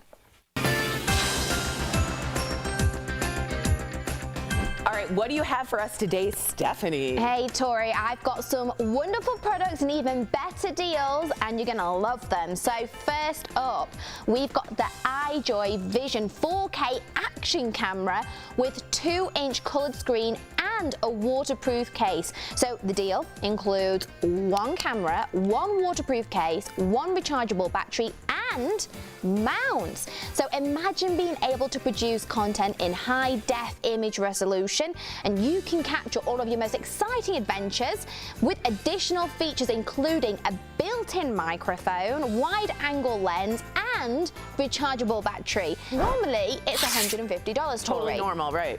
But we've got it for only $49, saving our viewers 67%. If you guys have a go-getter, a biker, a hiker, this is it. Now, Tori, this deal is a fan favorite. We've got Cuisinart 10-piece hard anodized non-stick cookware set. Ooh. So this deal includes 1-quart saucepan with a lid, 2-quart saucepan with a lid, 3-quart saucepan with a lid, 5.5-quart casserole pan with a lid, 8-inch saute pan, and 10-inch saute pan. What a collection. Wow. The hard anodized aluminium construction heats quickly and evenly, and they're non-stick. Nice. So they're safe on your stove top and in your oven as long as you don't exceed 500 degrees. So keep that in mind. Nice. So normally this set is about $480. Yeah. It's very expensive, but you're getting a lot. This deal for the chef in your house is going to blow your mind. It's only $129, saving our viewers 73%. For Cuisinart, y'all, Cuisinart. This is amazing. Great steal this week, you guys. That's a big, big, big money steal.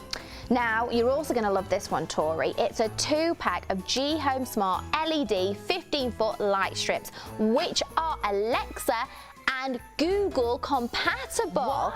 So snazzy. So this deal includes 2 15-foot light strips. Whoa. And they've got self-sticking adhesive backing and USB connection, so they can be used for work and gaming spaces as a backlight for your TV or computer.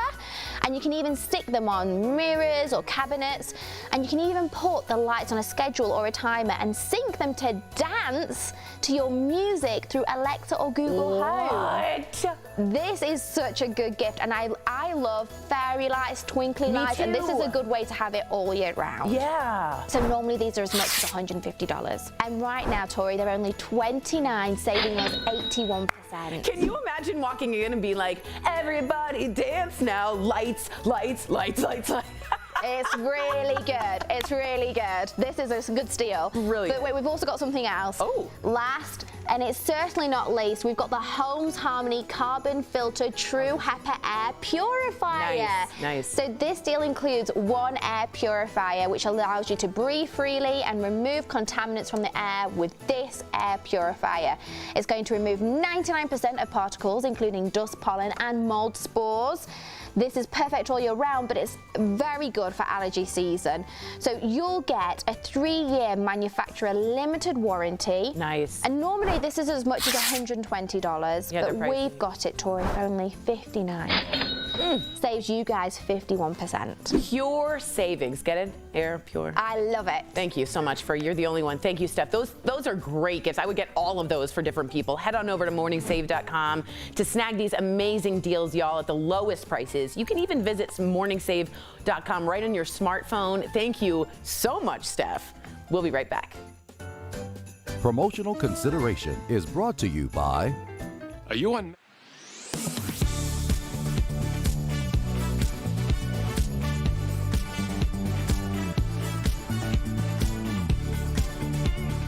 That sound means it's time to verify. Are you hot-natured or cold-blooded? It's quite interesting how two people can be in the same environment for the same period of time, and one will be taking off layers while the other is reaching for a sweater and space heater. It's that time of year again. It's cold, like really cold. But it's not as cold as it is where I'm from, which is New Jersey. I thought that the warmer winters would feel a little better. They don't. It's still freezing. My dad says when I moved from somewhere cold to somewhere warm, my blood thinned. Is that true? To verify, I consulted the Mayo Clinic and heard from Dr. P.J. Miller, assistant professor of hematology and oncology at Atrium Health Wake Forest Baptist. They conclude the claim is false. So this is actually what we'd refer to as an old wives' tale, meaning there is no significant medical evidence behind this question that actually happens. But even with saying that is something that a lot of people do experience temperature differently when moving from a northern climate to a southern climate.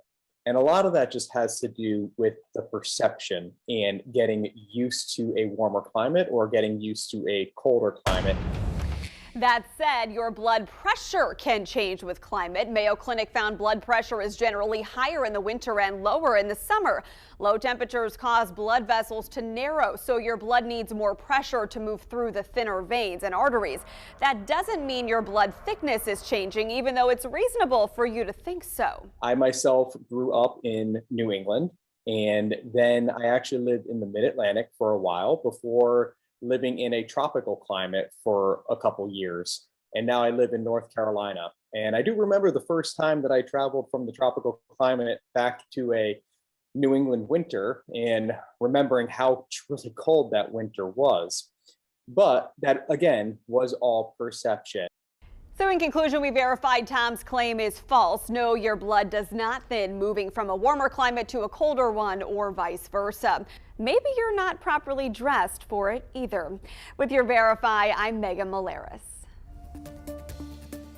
A decision on the Supreme Court's latest abortion case is not expected for months, but if the conservative majority agrees with Mississippi's law, it would almost immediately have a major impact on a huge part of the country.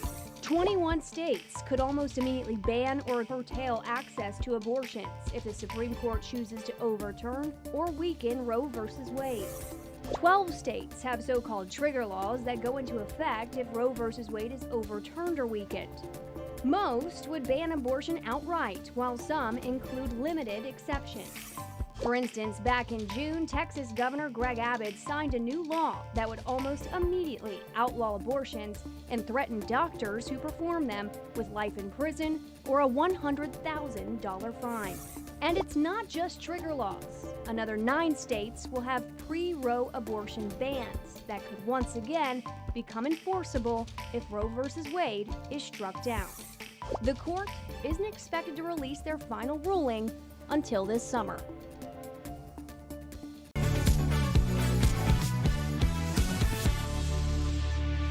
Welcome back to DBL. We love sharing your comments. What do you got, Tori? All right, first up, we have Melissa Gates saying, okay, Sam, sorry, I'm not going to invite carolers into my home. You sing your little song and then you move along.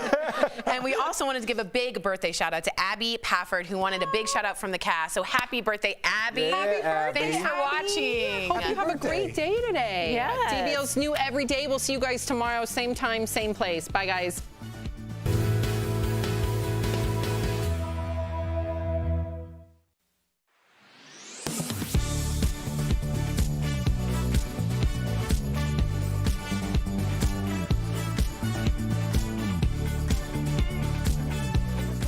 A lot of digging. There is no national data center that keeps track of recycling, but there are environmental watchdogs and recycling companies, and they told us a lot more than you think actually gets recycled.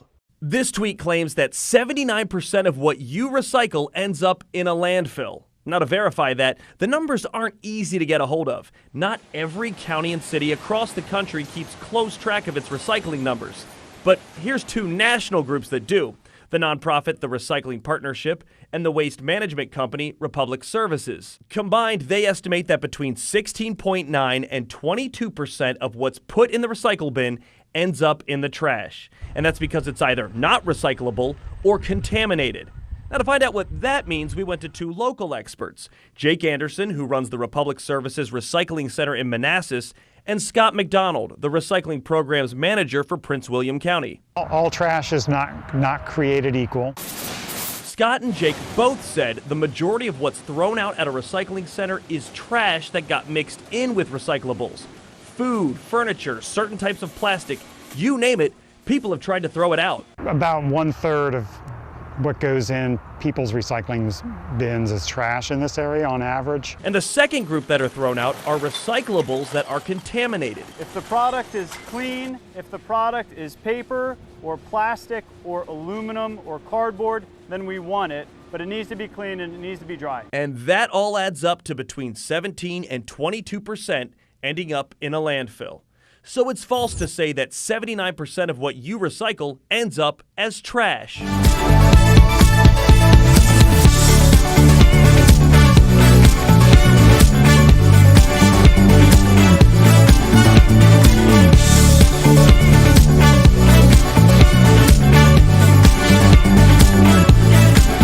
Talking about today on Daily Blast Live. Jussie Smollett testifies that he had sex and did drugs with one of his attackers. But it's his claims about Don Lemon that have the CNN host in the hot seat. Fury as a transgender swimmer crushes her rival's records. But do trans athletes really have an unfair advantage? Dr. Coley weighs in. Brooke Shields puts Barbara Walters on blast. Why she's calling their 1980 interview practically criminal. And can Jennifer Aniston play a teenager? The new sitcom revival casts that have audiences scratching their heads. Oh my gosh. Are you insane? This is a sham. No. Nope. Y'all, just stop. Finally here, drum roll.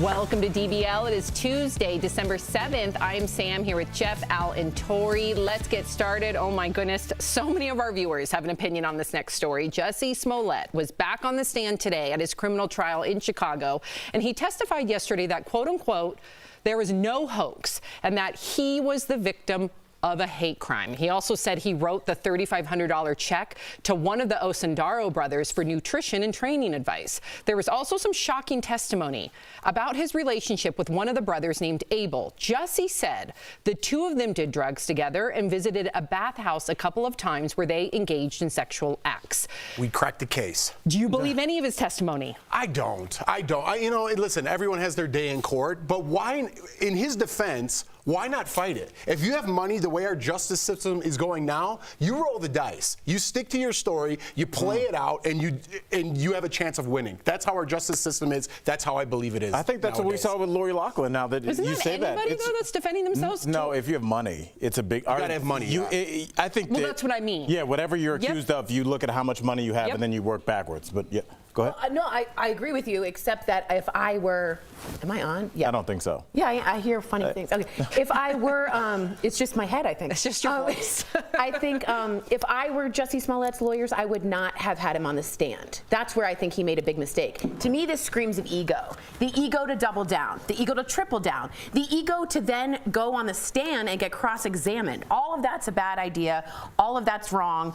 I think he's a narcissist that got caught and now he's tripling down. I think Jeff brought up a really interesting point that we've talked about before on the show. Of course, if you have money, you can buy yourself a case to hopefully get yourself out of it, or less jail time, or a plea deal, or whatever it may be. How is that? And I've talked to you about this before, Tori, because, you know, you've talked about very openly on the show that your dad is a defense attorney. How is that legal? Just to say, yes, everybody has their day in court, but why is it legal to make up, not saying this applies to Jussie Smollett, it may, but why can you just make up whatever story you want and then go present it in court?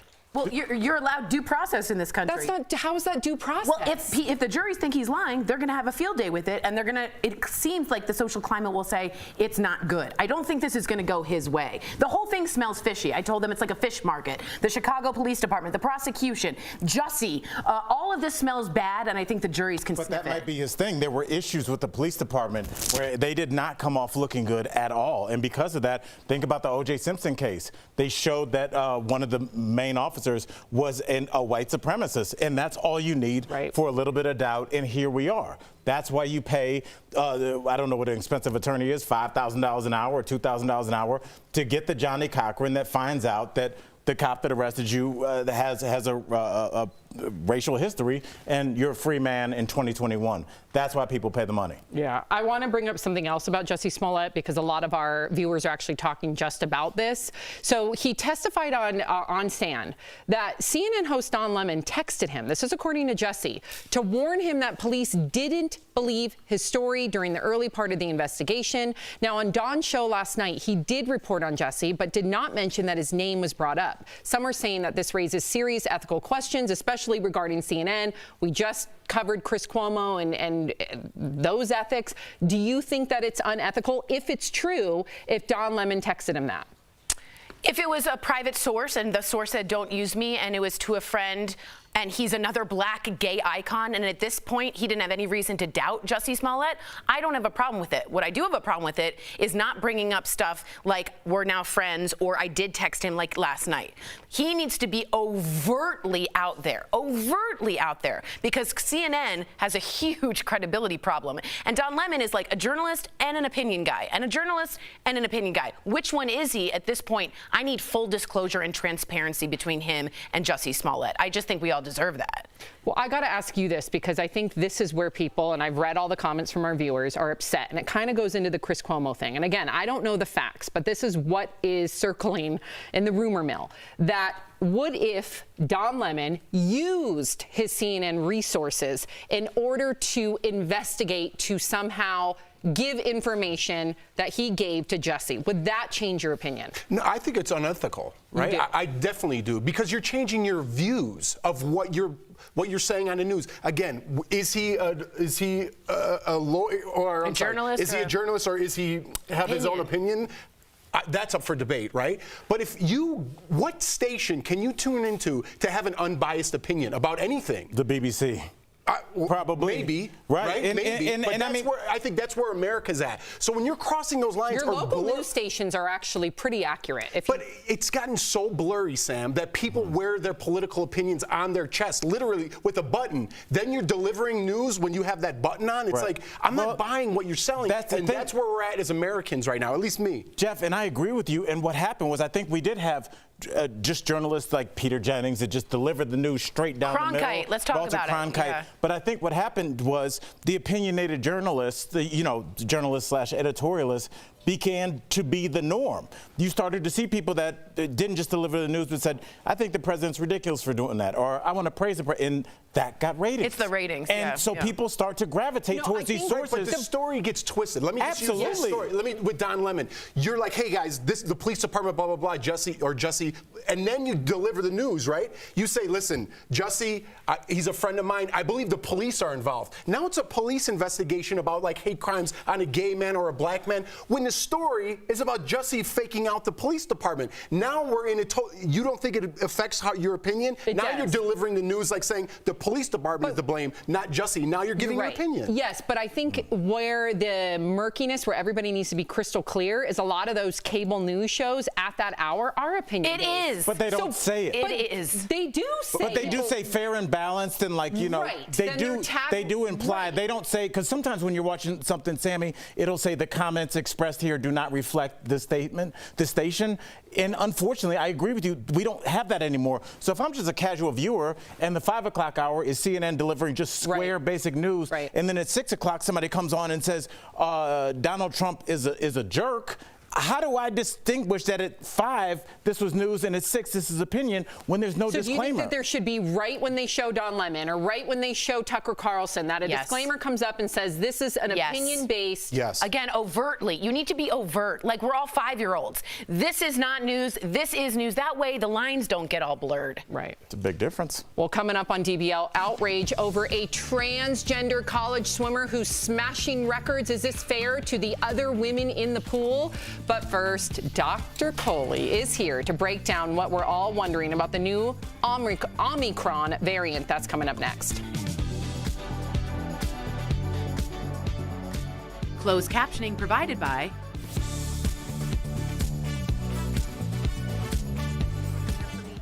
Hey guys, if you are confused about Omicron, just think of Omaha, right? In the American version. Omicron for American and then Omicron for British, which is so happy that they made us more confused from an already confusing pandemic. The British accent. Okay. Yeah. Be careful you don't get Omicron. Be careful you don't get Omicron. There you go. I'm really bad at that. Dr. Coley's here to answer your questions, and if you have any, write in. We're answering questions about Omicron, and Omicron. But we're also talking about something that I don't know if you guys know. There's been a new study about blood pressure, and there's been a significant rise since the pandemic, or 2018 really, for women.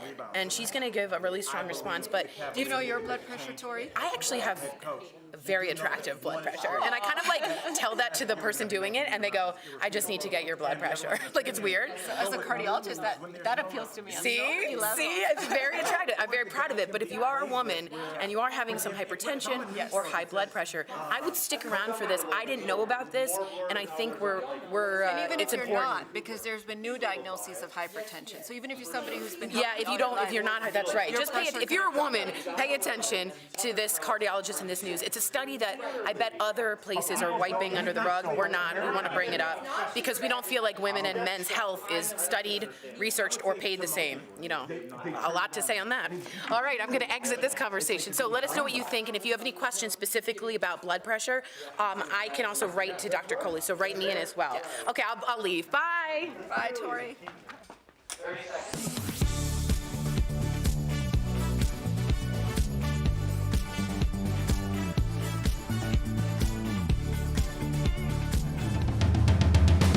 However you're celebrating, make DBL a part of your holiday cheer. What's up, homie? I can tell she was feeling something, so I tell. Erica blushed for Alfonso Ribeiro.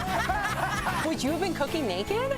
Cooking? Yes, on our last show. It's the most wonderful time of the year, am I right? Say yes. Absolutely. Yeah. I got chills. Me too. Clearly. DBL is always all new every day.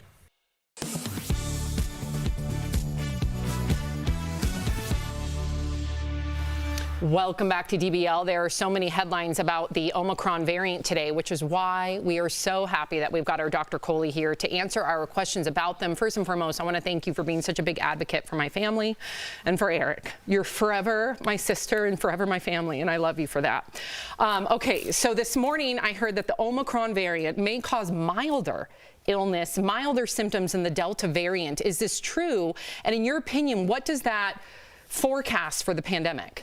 Sam, first of all, sorry for your loss, our loss, and you're my sister forever as well. And losing Eric to me has really just made me more invigorated to fight this pandemic even harder. And I really hope that his legacy will continue to help us all do that. But I'm really happy to hear some of the preliminary data coming out about Omicron, which seems to suggest that it's a milder illness. And viruses do this. As they evolve, they get mutations. They actually think about it and say, hey, I don't want to kill off my host because then I won't be able to propagate. So sometimes they become milder as they evolve, and that would be a really good thing in our fight for this pandemic. Now, let's take it with a little grain of salt because the data we're getting is out of younger people, which we know tend to have milder illness in general. Plus, it's really early. As we know, as we've seen and lived, it can take weeks or months for somebody to have a complication from COVID, pass away. So let's keep our guard up, but this is looking really promising. Well, I wonder if it's like a double-edged sword because we're hearing that the Omicron variant it won't make the host as sick, but because it's not making them as sick, I wonder, are more people going to pass it along? Because if you're sick, right. I'm not sitting next to Jeff. Jeff's at home. Right. I'm at home. But what if you're just kind of like, I don't feel that great, but I'm not going to leave the panel. I'll be fine. And now I'm in front of 3 people, so that's what I'm worried about. Tell me I don't have anything to be worried about, please. No, Dr. Jackson, unfortunately, you got it right. Sam, it's already out there. It's set on TV. It means it's true. This is exactly how viruses work. That's exactly what they're trying to do. And we have seen, in fact, that Omicron is more transmissible than Delta, which was already as contagious as the chicken pox. So guess what? That exponential growth, where one person can make many people sick, suddenly has amped up very quickly. So what I expect, if this data pans out, is that Omicron will quickly become dominant here in the United States because it's more contagious. So, Doc, as people continue to get vaccinated, right? It's the holidays. I believe like that's actually boosting people to get vaccinated as well as the booster. Right. You're catching on. You're catching on. So what does that mean? Are our vaccines good to fight the Omicron variant now? We think vaccines will protect you somewhat against the Omicron variant, Jeff. But what we have seen is that 23% of the cases of Omicron that we found so far are occurring in vaccinated or vaccinated and boosted people. Yikes. Which means that even if you're vaccinated, it doesn't mean you can let your guard down. Now, I also don't want you to think that this means the vaccines don't work, because perhaps the number of people ending up in the hospital may have been a lot higher had we not had those vaccines. So we think they'll still protect you against serious illness, but we may need an Omicron-specific vaccine next year, which the companies are working on right now. Wow. Okay, so I got to ask you about this new study, and I'm sure that you have the answers. It shows that there's been a rise in blood pressure among adults during the pandemic. Here's the caveat, especially amongst women. Why are we seeing this rise, and what would you advise to all of our viewers right now that are watching, especially women? What do we do about this? Sam, the disparity when it comes to women's heart disease drives me crazy. It's the #1 killer of men and women. Yet we save more male lives than we do with females. And part of that is lack of knowledge. We don't know as much about women. Part of that is underdiagnosis. We miss it in women and women miss it in themselves. And part of that is we're not as aggressive treating our women as we are treating our men. So this really shines a spotlight on a big risk factor, hypertension, which can cause heart attacks, strokes, dying from heart disease. So I have to tell our women, even though we always look out for others, just like you've done, sister, for all of these months, you really need to turn the spotlight back on yourself, because you can't be there for others if you're not there for yourself. You need to make sure you're exercising 150 minutes a week, eating right, increasing the potassium in your diet, reducing the sodium, doing all the things that are going to keep you alive and away from strokes. 150 minutes a week? I thought she was about to say a day. 30 minutes, 5 days a week. Take your weekends off. Yeah. I love it. Thank you, Dr. Coley. If you guys have a question you want answered by our Dr. Coley. And I do like that you asked that question like it was the same question from Goodwill Hunting. She was like, what does that break down to a week? We'll figure it out during the break and tell everybody. I didn't know what you meant, 7 or 5, so I just needed to hear it from her. I'm glad we got the weekends off. That was my... Get a graphic ready, Booth. Don't even talk to me. Write us on social media. You can also email info@dailyblastlive.com. Coming up on DBL, Dr. Coley, you're going to stick around because we really need to hear your opinion about transgender swimmer. There she is right there, breaking records. Is this fair? We're going to chat all about it after the break.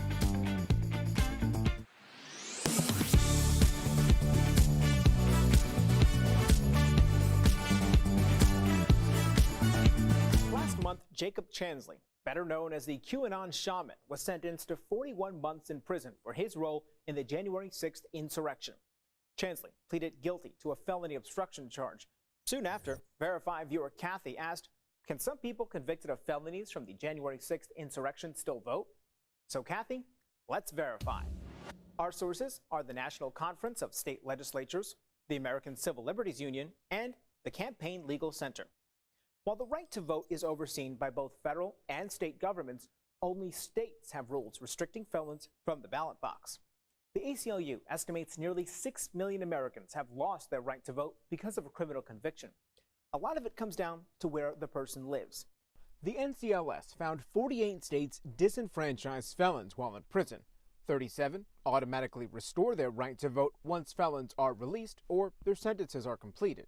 11 others require additional action to restore voting rights. However, Maine, Vermont, Puerto Rico, and D.C. allow everyone to vote, including inmates. So, it's true.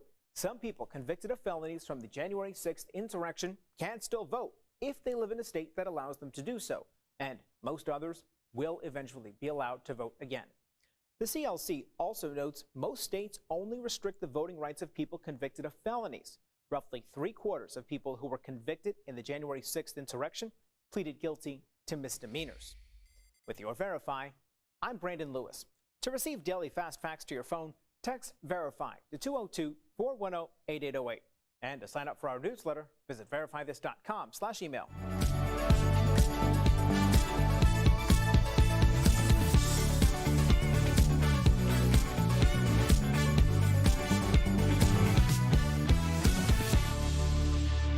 Welcome back to DBL. Okay, Dr. Coley, we got to get your opinion on this controversy. A swimmer for the University of Pennsylvania is getting a lot of pushback. 22-year-old Leah Thomas is transgender.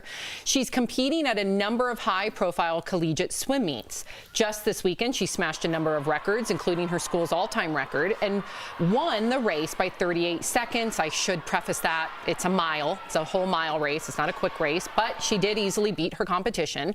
So now that that's clear, I think everybody also needs to know that these are not NCAA records that she's smashing. In fact, she's still got a really long way to go on the very elite level. But some are saying that regardless, it isn't fair to the other women in the pool. So what is your take? Do you believe, especially coming from a doctor medically, that she has some sort of a competitive advantage with just her body? Her index. So from a medical perspective, we try to level the playing field by changing the hormones, right? So you give hormone suppression therapy, like testosterone suppressed and estrogen is augmented. So what that does is it changes the muscle mass. So that playing field is leveled. It changes your blood counts. So you're not doping because men tend to have higher blood counts than women. So you've leveled that. But I have to be honest, guys, you cannot completely level that playing field because you cannot change somebody's body size. You can't change the size of their lungs. You can't change how big breaths they take. You can't change how tall they are, so if they're playing basketball or some other sport. So there are some advantages that are offered just to being in a male body and competing with women, in my opinion. Yeah, I think a lot of people, and this is a very touchy subject for everybody, so I just understand I'm coming at this from I'm the lawyer for fairness. I just want this to be a fair thing. And I am a doctor and a lawyer. Yeah, I use my time wisely at my imaginary college. Okay. But, you know, I look at this and 38 seconds, and Sam, you swam in these races, is a huge margin. So what do you do? What if I'm somebody that's like, I don't know the numbers, I don't understand what you just said, I just know that 38 seconds is obviously a huge disadvantage. So talk to me. It is, okay, so first of all, a mile yards is 66 laps, right? So if this is a 1650, which is a mile, that's 66 laps, so 30-something seconds is not, it is a lot, but it's not a crazy amount, especially if you compare her racing times to that of like USC, Stanford, like no offense on this university, but they're not part University of Pennsylvania. Right. They're not part of the Division I upper echelon that are dominating and producing Olympians. So she's not at that level. I would have to say, and I always like trying, like I'm on this, I was a competitive NCAA Division I swimmer, so I'm still on all these boards where there's a lot of debate about it. I do trust the NCAA science. I do, because I know how strict they are when it comes to competition. So if they feel by utilizing hormone suppressants and doing everything they can to even that playing field, then I'm going to agree with them. Now, if it changes, and I know they're now trying to tinker with sport by sport, to Dr. Coley's point, because of height, but at the same time, I look at some of the athletes that I competed against as a swimmer. I competed against many 6'2", 6'3", 6'4" female swimmers, non-trans women. So are they at an advantage because their father was taller than my father? I think it all evens out. What in are my the opinion. people on the boards that are against what you're saying? What are their points?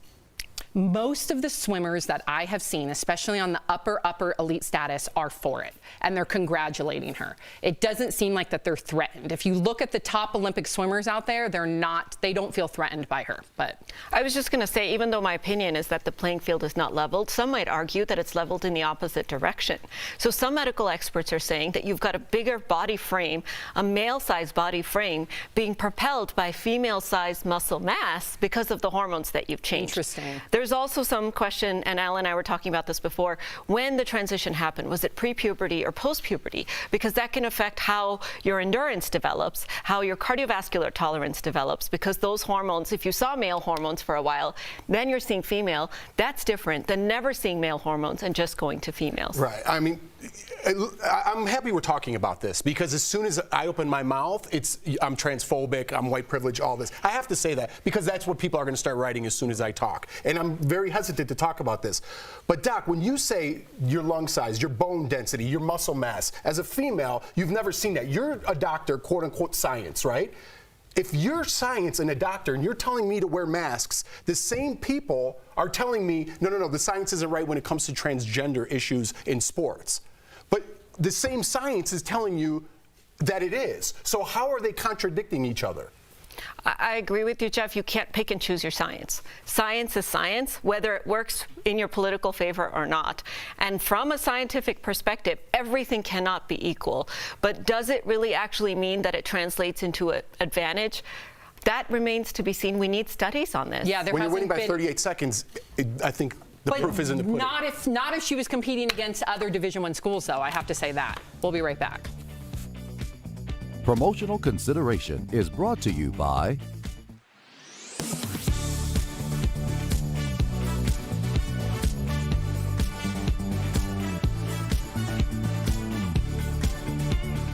That's how it means it's time to verify. Are you hot-natured or cold-blooded? It's quite interesting how two people can be in the same environment for the same period of time, and one will be taking off layers while the other is reaching for a sweater and space heater. It's that time of year again. It's cold, like really cold. But it's not as cold as it is where I'm from, which is New Jersey. I thought that the warmer winters would feel a little better. They don't. It's still freezing. My dad says when I moved from somewhere cold to somewhere warm, my blood thinned. Is that true? To verify, I consulted the Mayo Clinic and heard from Dr. P.J. Miller, assistant professor of hematology and oncology at Atrium Health Wake Forest Baptist. They conclude the claim is false. So this is actually what we'd refer to as an old wives' tale, meaning there is no significant medical evidence behind this question that actually happens. But even with saying that, that is something that a lot of people do experience temperature differently when moving from a northern climate to a southern climate. And a lot of that just has to do with the perception and getting used to a warmer climate or getting used to a colder climate. That said, your blood pressure can change with climate. Mayo Clinic found blood pressure is generally higher in the winter and lower in the summer. Low temperatures cause blood vessels to narrow, so your blood needs more pressure to move through the thinner veins and arteries.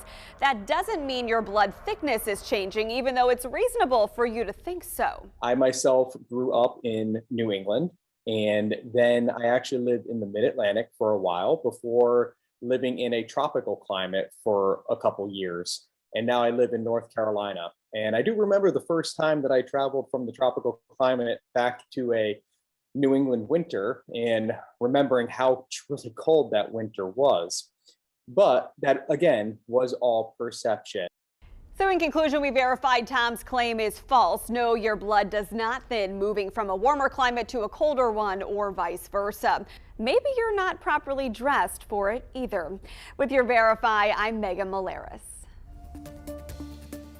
A decision on the Supreme Court's latest abortion case is not expected for months, but if the conservative majority agrees with Mississippi's law, it would almost immediately have a major impact on a huge part of the country. 21 states could almost immediately ban or curtail access to abortions if the Supreme Court chooses to overturn or weaken Roe v. Wade.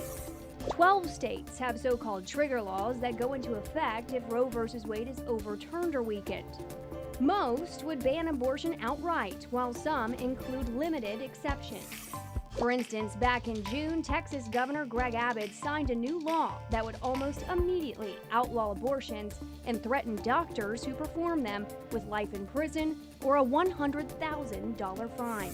And it's not just trigger laws. Another 9 states will have pre-Roe abortion bans that could once again become enforceable if Roe v. Wade is struck down. The court isn't expected to release their final ruling until this summer.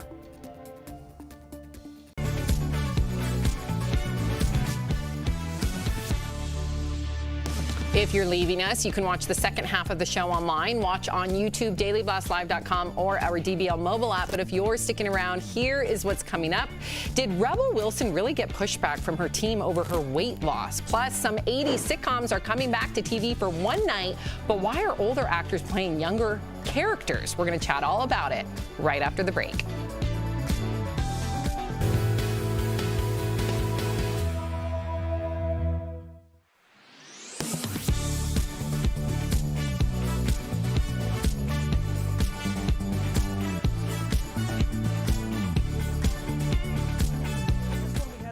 Of digging. There is no national data center that keeps track of recycling, but there are environmental watchdogs and recycling companies, and they told us a lot more than you think actually gets recycled. This tweet claims that 79% of what you recycle ends up in a landfill. Now, to verify that, the numbers aren't easy to get a hold of. Not every county and city across the country keeps close track of its recycling numbers. But here's 2 national groups that do: the nonprofit, the Recycling Partnership, and the waste management company, Republic Services. Combined, they estimate that between 16.9 and 22% of what's put in the recycle bin ends up in the trash. And that's because it's either not recyclable or contaminated. Now, to find out what that means, we went to 2 local experts: Jake Anderson, who runs the Republic Services Recycling Center in Manassas, and Scott McDonald, the recycling programs manager for Prince William County. All trash is not created equal. Scott and Jake both said the majority of what's thrown out at a recycling center is trash that got mixed in with recyclables. Food, furniture, certain types of plastic, you name it, people have tried to throw it out. About 1/3 of what goes in people's recycling bins is trash in this area on average. And the second group that are thrown out are recyclables that are contaminated. If the product is clean, if the product is paper or plastic or aluminum or cardboard, then we want it, but it needs to be clean and it needs to be dry. And that all adds up to between 17 and 22% ending up in a landfill. So it's false to say that 79% of what you recycle ends up as trash.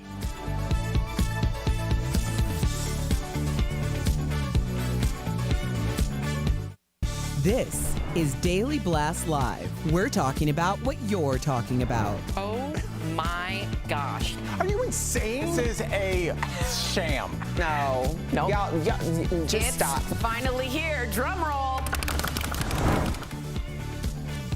Welcome to DBL. I'm Sam here with Jeff, Al, and Tori. So a couple of 80s sitcoms coming back to TV, but only for one night. So the Facts of Life and Different Strokes are being brought back as a part of the Live in Front of a Studio Audience franchise. Some people have questions about the casting. Of course they do. Arnold, who was made famous by 10-year-old Gary Coleman when the show started, will be played by Kevin Hart, who's 42. His big brother Willis will be played by 61-year-old Damon Wayans. For the Facts of Life, Tootie will be played by 49-year-old Gabrielle Union, and Blair will be played by Jennifer Aniston, who's 52. What do we think about these older actors, Jeff, playing younger parts? I don't mind it. They're bringing names to the show, right? It's a one-night show. John Lithgow is playing Mr. Drummond. It brings back my childhood. Right. And if you have unknown actors just to fit the role of what they look like, I don't know if you're going to be interested, right? I think it's interesting take how these famous people are stepping in those roles. I wish Todd Bridges was actually playing the older brother. I think he might be incorporated. But I love live shows. I love theater, and there's something to be said about that. So I'm definitely tuning in for this. weirdly agreeing with Jeffrey on this one. I think I wouldn't tune in if it was like they looked alike. I would tune in to see how Jennifer Aniston does live. That's awesome. And if it feels like someone got drunk and came up with this cast, and I kind of dig it.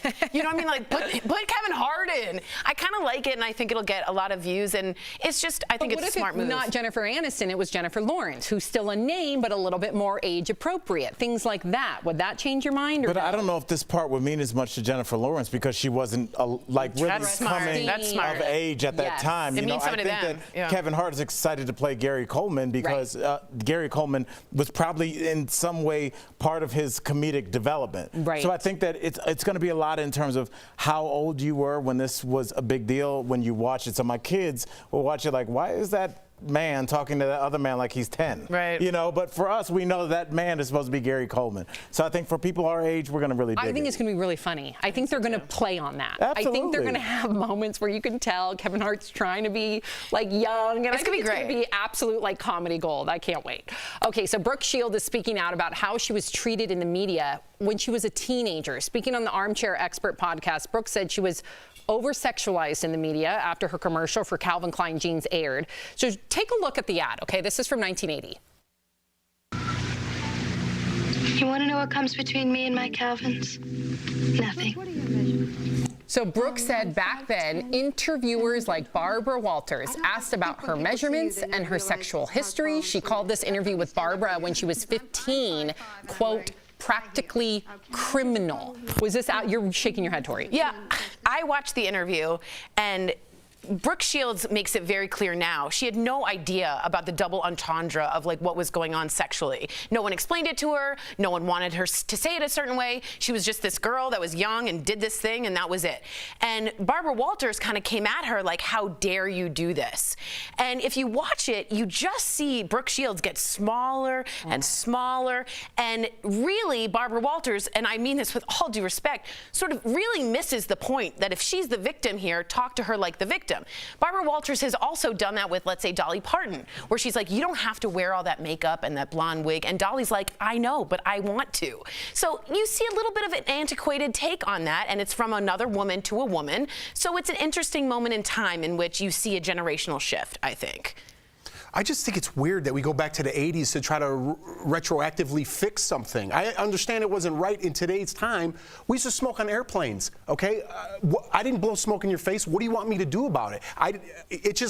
Things are building up, and this is just one of the stories that are building up. I understand that it wasn't right, but what can you do to go back 50 years and then now you want Barbara Walters, you want an apology from Barbara Walters 50 years later? I think you want maybe a ground for moving forward. How can we evolve the conversation? I think we're on that ground. Well, I think saying it overtly helps people move it along. So, for instance, the next time there's an interviewer, that maybe won't come up. That's how language evolves and interviews evolve. I don't think you could say that nowadays. I think it has evolved. And that's why it is working. But instead of saying and appreciating the times that we're in, like, hey, we've really come a long way.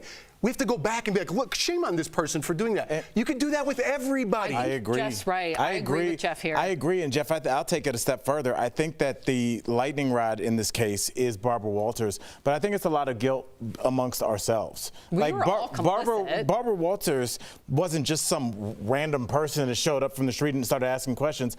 She was hired, and she was picked to do that interview because she was popular, because those are the kind of questions that people wanted to hear. The viewers at home wanted to hear that. So when we go back and we get an Oprah interview from 1992 where she's asking Britney Spears something weird or something off color, it's because the social conscience was off color. But what's wrong And so with that's what people wanted to hear. And I hear you, and I understand what you're saying, is we can't always be doing this. I understand that. But what's wrong with pointing out that, man, look how far we've come? That would be great, but that's not the narrative. I agree with you. If the narrative was like, hey, let's look how far we've come. Instead, it's just blame look Barbara what Walters. she did. Right. Can you believe she asked that without anybody taking into consideration that this was 50 years ago? Not to excuse it, but it was a different time, and we've all evolved, thank goodness. And if you haven't evolved, then yeah, and you try doing that in today's day and age, to Jeff's point, you will be canceled, rightfully so. Okay, Rebel Wilson said she received backlash, speaking of which, for losing weight. Rebel, who recently posted these pics on a beach in Fiji, started her year of health 2 years ago. Since then, she lost over 70 pounds. But she told the BBC her own team did not want her to lose the weight. Watch. Got a lot of pushback from my own team, actually, here in Hollywood, when I said, okay, I'm going to do this year of health. I feel like I'm really going to physically transform and change my life. And they were like, why? Why would you want to do that? Because I was earning millions of dollars being, you know, the funny fat girl and being that person. Wow. What do you think about this, Al? I get it on both sides. Me too. I'm happy for her. I mean, because at the end of the day, it's her health that we're talking about, her well-being, how she feels about herself moving forward. I get all that. But I also get that you have a team around you that's paying for their kids' college from you being the funny, quote-unquote, fat girl. And when you say, I'm no longer going to be that, whatever you say next, they don't want to hear it. They want to hear, where's the next check coming from? Not that you're reinventing yourself midway through your career. Now, do I think there's a new lane for her? Absolutely. She's super talented. But might not be. This might just be kind of the end of the checks, or who we know her as, who we've grown to love. So I get both sides, but at the end of the day, forget the other side. This is her and how she has to walk around every day. So I'm with her, but I get it in terms of money making. She's taking a risk. Yeah, I totally understand both sides. I just really want, again, and maybe I'll be the person on the outside of this today, and that's fine. I just want the narrative around Rebel Wilson to no longer be she lost all this weight. It's got to move on. It's like the team didn't like it, women didn't like it, men didn't like it. I'm so tired. I just want Rebel Wilson to be in a movie and we can talk about her acting. It's so annoying. But which movie, I think, is the question. Agreed, but when you brand yourself now as the girl that lost the weight, even though there's no new, we don't move on. The whole idea of her getting healthy is to be a new you. So be the you and stop living in this circle that I wish would just evolve. And maybe I'm the only one who feels that way. But No, I agree with you. And why does Seth Rogen and Jonah Hill, other comedic actors who go up and down with their weight, why don't they get the pushback? I know they got some, but nothing in comparison to what Rebel Wilson's Adele getting. and Rebel Wilson. Right. Yeah. Why do they get any pushback? Right. Is the ironic question that we're all talking about. Why don't we pray? If I say, wow, Adele looks great, right. Rebel Wilson looks great, people start attacking me for judging someone because they. Do I live in a banana tree that everyone's just out of their minds right now? I mean, it's so crazy. You can't even say one thing. It is so crazy. I know from personal experience, when my weight fluctuates, I feel physically better, mentally better about myself. I'm not making fun of your dietary habits or what you look like. We live in this crazy, crazy planet right now that you just have to sit there and be like, I agree, whatever mental patients on the internet says. Well, I think it's that her fans see themselves in her, and they look and they say, I'm an overweight person, but you know what? That overweight person made it. They're walking the red carpet. She stands for what I could be. That's why, I remember one time I was opening for Monique years ago, early in my career. And I was in West Palm Beach at the old club there.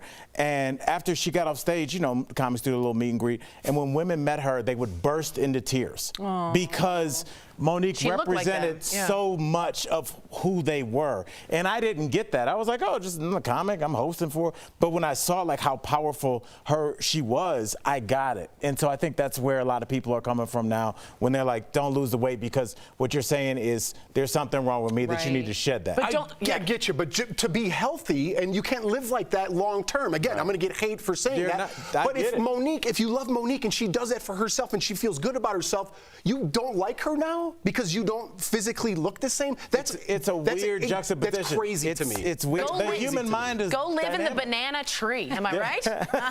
Dude, people are already there. That's where the world exists.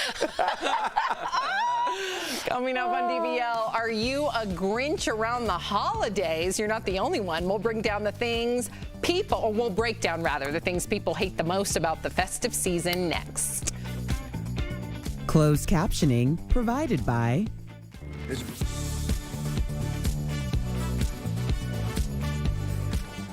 Oh, me? I've said enough. So as soon as he said banana tree, in my head, I immediately was like, oh my God, bananas don't grow on trees. I'm like, oh no, they do. They definitely do. That was good. That was funny. Right. Oh, yeah. I feel like I'm taking crazy pills. Okay. I do. A lot of people use that meme or GIF or whatever for a good reason. When you, Tori, personal, okay, let's talk personally, because we can, right? for me personally, when I lose weight or I'm working out, you've been doing that a little bit, do you not feel mentally clearer or a little bit healthier? 1,000%. Think a little bit more positive? 1,000%. Right? So it's a real thing that people don't understand, but they want to excuse it for laziness or whatever their reason is, right? Then they say, you're body shaming me because of it. I fluctuate with my weight. I know not to extremes, but I personally know where my mind goes when I'm eating bad and not doing the right things as to where it is when I'm working out and I'm doing healthy things for my mind. Can I be really honest? Yeah. I think perhaps this may be more of a female issue just because of historical context, and also because women were said when you lose weight, even if they did it unhealthily, that was the only time they were told they look good. It was never like you look good just because you're happy. It was always like, oh, you've lost weight. That means you look good, therefore you're more deserving. And so that sticks in people's craw, but there is a difference. You're also just getting healthier. But then I'm scared to even say anything to you. If you do look nice, like, whoa, did I not look nice before? When I was That's heavier, not what I'm saying at all. I'm saying, hey, you look pretty tonight. Do you think it depends on the person you say it to? And Because you could say you look like a fat person. No, I'm kidding. No, it being a women thing makes a little bit of sense. Because you don't have that context of like. No, but if someone tells me, hey man, you look good, I'm like, you know what, I've lost a little weight and I'm probably carrying myself differently with my attitude. Yeah. You know, it's even when I come in here, some days I'm like, man, I can't deal with all this. It's not because I can't deal with it. It's because I haven't been doing the right things the past 2 weeks. Discipline, yeah. You know, that's just me personally.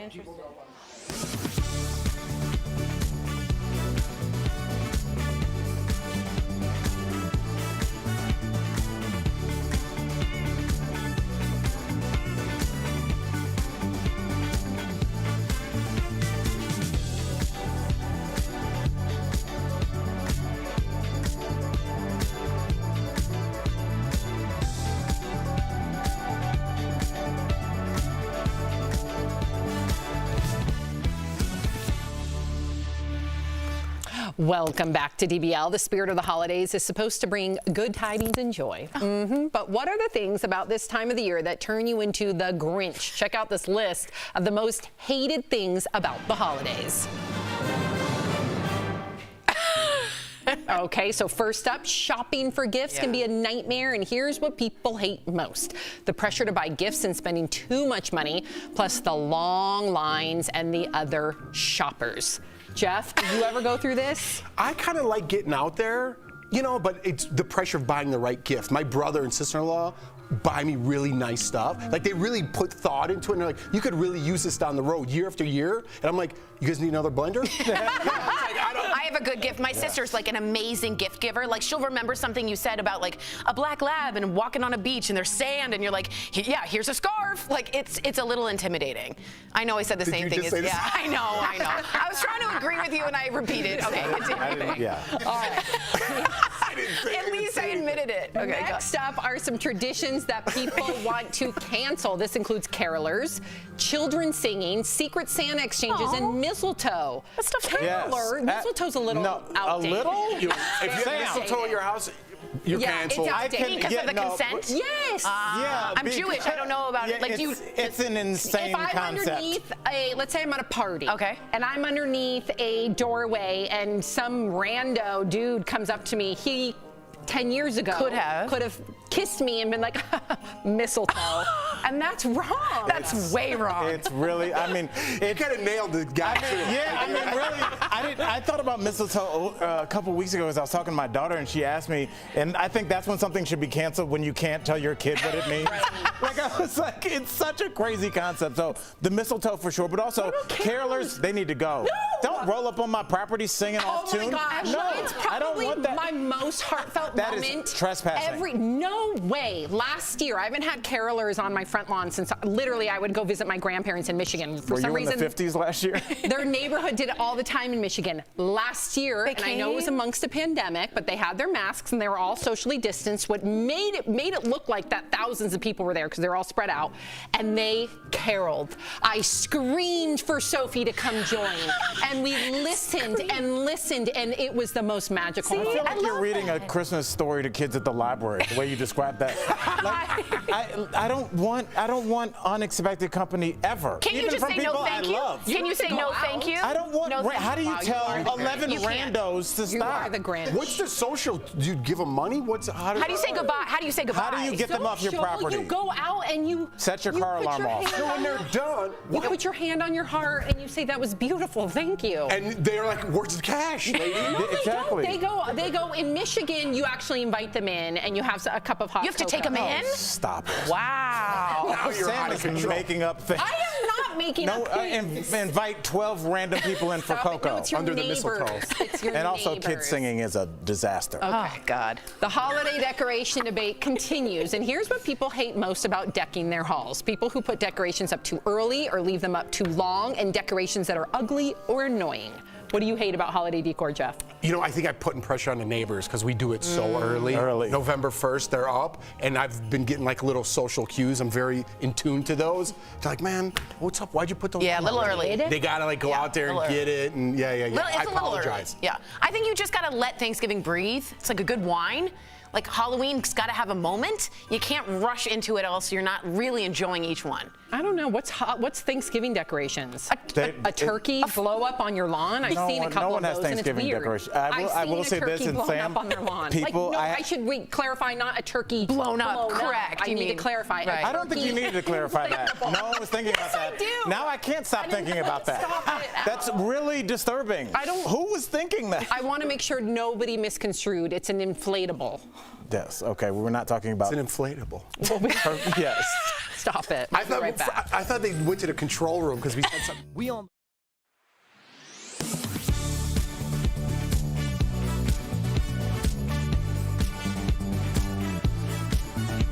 Last month, Jacob Chansley, better known as the QAnon shaman, was sentenced to 41 months in prison for his role in the January 6th insurrection.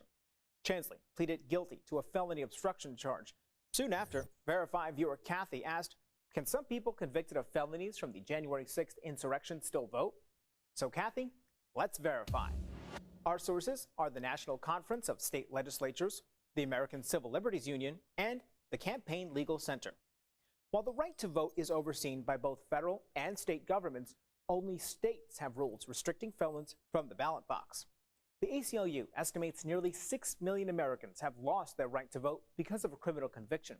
A lot of it comes down to where the person lives. The NCLS found 48 states disenfranchise felons while in prison. 37 automatically restore their right to vote once felons are released or their sentences are completed. 11 others require additional action to restore voting rights. However, Maine, Vermont, Puerto Rico, and D.C. allow everyone to vote, including inmates. So, it's true. Some people convicted of felonies from the January 6th insurrection can still vote if they live in a state that allows them to do so, and most others will eventually be allowed to vote again. The CLC also notes most states only restrict the voting rights of people convicted of felonies. Roughly 3/4 of people who were convicted in the January 6th insurrection pleaded guilty to misdemeanors. With your Verify, I'm Brandon Lewis. To receive daily fast facts to your phone, text Verify to 202-410-8808. And to sign up for our newsletter, visit verifythis.com/email.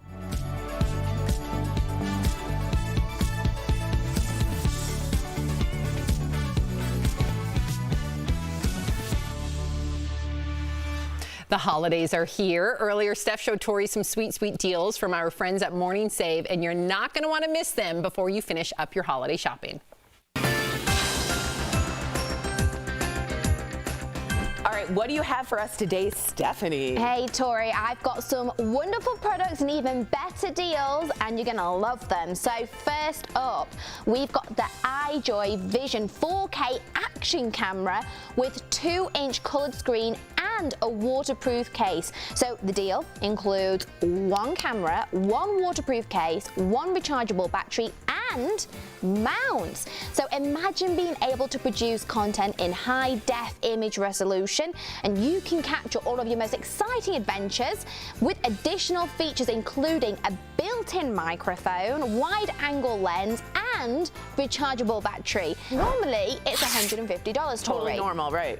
But we've got it for only $49, saving our viewers 67%. If you guys have a go-getter, a biker, a hiker, this is it. Now, Tori, this deal is a fan favorite. We've got Cuisinart 10-piece hard anodized non-stick cookware set. Ooh. So this deal includes 1 quart saucepan with a lid, 2 quart saucepan with a lid, 3 quart saucepan with a lid, 5.5 quart casserole pan with a lid, 8-inch saute pan, and 10-inch saute pan. What a collection. Wow. The hard anodized aluminium construction heats quickly and evenly, and they're non-stick. Nice. So they're safe on your stove top and in your oven as long as you don't exceed 500 degrees. So keep that in mind. Nice. So normally this set is about $480. Yeah. It's very expensive, but you're getting a lot. This deal for the chef in your house is going to blow your mind. It's only $129, saving our viewers 73%. For Cuisinart, y'all,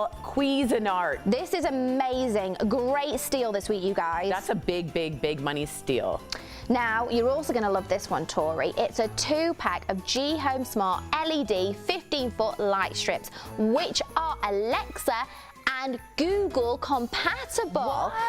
So snazzy. So this deal includes 2 15-foot light strips. Whoa. And they've got self-sticking adhesive backing and USB connection, so they can be used for work and gaming spaces, as a backlight for your TV or computer, and you can even stick them on mirrors or cabinets, and you can even put the lights on a schedule or a timer and sync them to dance to your music through Alexa or Google Home.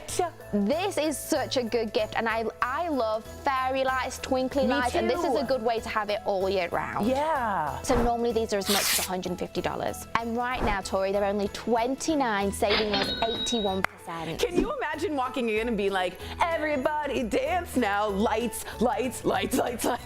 It's really good. It's really good. This is a good steal. Really But wait, we've also got something else. Oh. Last, and it's certainly not least, we've got the Holmes Harmony Carbon Filter True HEPA Air Purifier. Nice, nice. So this deal includes 1 air purifier, which allows you to breathe freely and remove contaminants from the air with this air purifier. It's going to remove 99% of particles, including dust, pollen, and mold spores. This is perfect all year round, but it's very good for allergy season. So you'll get a 3-year manufacturer limited warranty. Nice. And normally this is as much as $120, Yeah, but they're pricey. we've got it, Tori, for only $59. Saves you guys 51%. Pure savings. Get it? Air pure. I love it. Thank you so much you're the only one. Thank you, Steph. Those are great gifts. I would get all of those for different people. Head on over to morningsave.com to snag these amazing deals, y'all, at the lowest prices. You can even visit morningsave.com right on your smartphone. Thank you so much, Steph. We'll be right back. Promotional consideration is brought to you by... Are you on?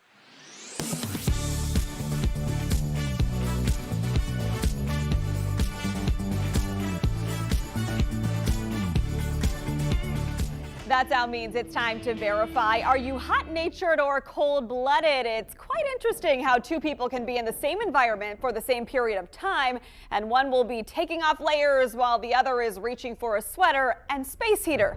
It's that time of year again. It's cold, like really cold. But it's not as cold as it is where I'm from, which is New Jersey. I thought that the warmer winters would feel a little better. They don't. It's still freezing. My dad says when I moved from somewhere cold to somewhere warm, my blood thinned. Is that true? To verify, I consulted the Mayo Clinic and heard from Dr. P.J. Miller, assistant professor of hematology and oncology at Atrium Health Wake Forest Baptist. They conclude the claim is false. So this is actually what we'd refer to as an old wives' tale, meaning there is no significant medical evidence behind this question that actually happens. But even with saying that, that is something that a lot of people do experience temperature differently when moving from a northern climate to a southern climate. And a lot of that just has to do with the perception and getting used to a warmer climate or getting used to a colder climate. That said, your blood pressure can change with climate. Mayo Clinic found blood pressure is generally higher in the winter and lower in the summer. Low temperatures cause blood vessels to narrow, so your blood needs more pressure to move through the thinner veins and arteries. That doesn't mean your blood thickness is changing, even though it's reasonable for you to think so. I myself grew up in New England, and then I actually lived in the Mid-Atlantic for a while before living in a tropical climate for a couple years. And now I live in North Carolina. And I do remember the first time that I traveled from the tropical climate back to a New England winter and remembering how really cold that winter was. But that, again, was all perception. So in conclusion, we verified Tom's claim is false. No, your blood does not thin moving from a warmer climate to a colder one or vice versa. Maybe you're not properly dressed for it either. With your Verify, I'm Megan Malaris. A decision on the Supreme Court's latest abortion case is not expected for months, but if the conservative majority agrees with Mississippi's law, it would almost immediately have a major impact on a huge part of the country. 21 states could almost immediately ban or curtail access to abortions if the Supreme Court chooses to overturn or weaken Roe v. Wade. 12 states have so-called trigger laws that go into effect if Roe v. Wade is overturned or weakened. Most would ban abortion outright, while some include limited exceptions. For instance, back in June, Texas Governor Greg Abbott signed a new law that would almost immediately outlaw abortions and threaten doctors who perform them with life in prison or a $100,000 fine. And it's not just trigger laws. Another 9 states will have pre-Roe abortion bans that could once again become enforceable if Roe v. Wade is struck down. The court isn't expected to release their final ruling until this summer.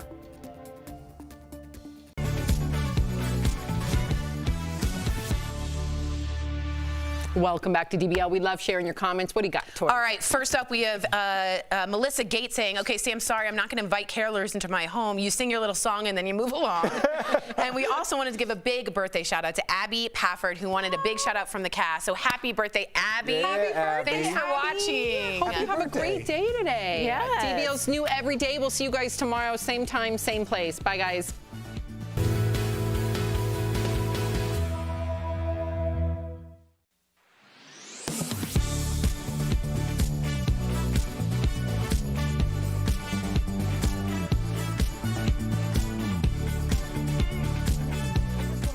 A lot of digging. There is no national data center that keeps track of recycling, but there are environmental watchdogs and recycling companies, and they told us a lot more than you think actually gets recycled. This tweet claims that 79% of what you recycle ends up in a landfill. Now, to verify that, the numbers aren't easy to get a hold of. Not every county and city across the country keeps close track of its recycling numbers. But here's 2 national groups that do. The nonprofit The Recycling Partnership and the waste management company Republic Services. Combined, they estimate that between 16.9 and 22% of what's put in the recycle bin ends up in the trash. And that's because it's either not recyclable or contaminated.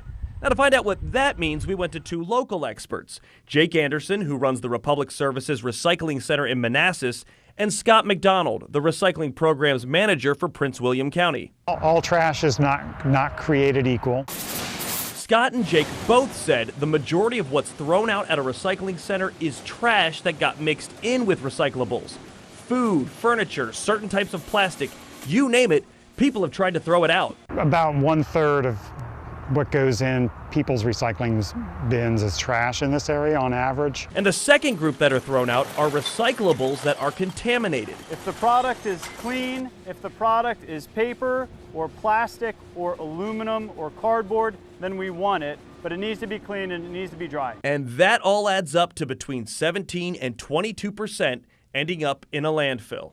So it's false to say that 79% of what you recycle ends up as trash.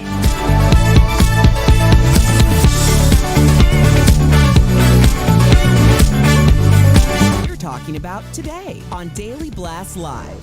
Jussie Smollett testifies that he had sex and did drugs with one of his attackers. But it's his claims about Don Lemon that have the CNN host in the hot seat. Fury as a transgender swimmer crushes her rivals' records.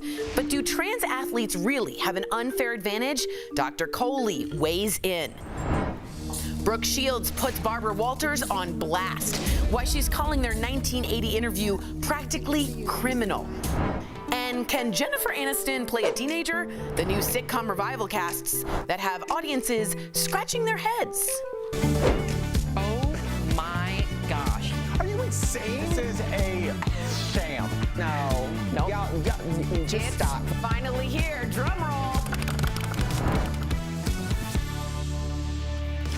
Welcome to DBL. It is Tuesday, December 7th. I'm Sam here with Jeff, Al, and Tori. Let's get started. Oh my goodness, so many of our viewers have an opinion on this next story. Jussie Smollett was back on the stand today at his criminal trial in Chicago, and he testified yesterday that, quote unquote, there was no hoax and that he was the victim of a hate crime. He also said he wrote the $3,500 check to one of the Osundaro brothers for nutrition and training advice. There was also some shocking testimony about his relationship with one of the brothers named Abel. Jussie said the two of them did drugs together and visited a bathhouse a couple of times where they engaged in sexual acts. We cracked the case. Do you believe any of his testimony? I don't.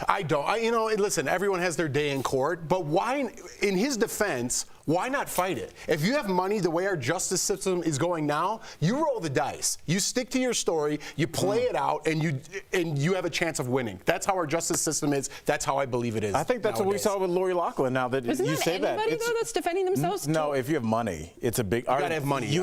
I think. Well, that's what I mean. Yeah, whatever you're accused of, you look at how much money you have, and then you work backwards. But yeah, go ahead. No, I agree with you, except that if I were, am I on? Yeah. I don't think so. Yeah, I hear funny things. Okay, if I were, it's just my head, I think. It's just your voice.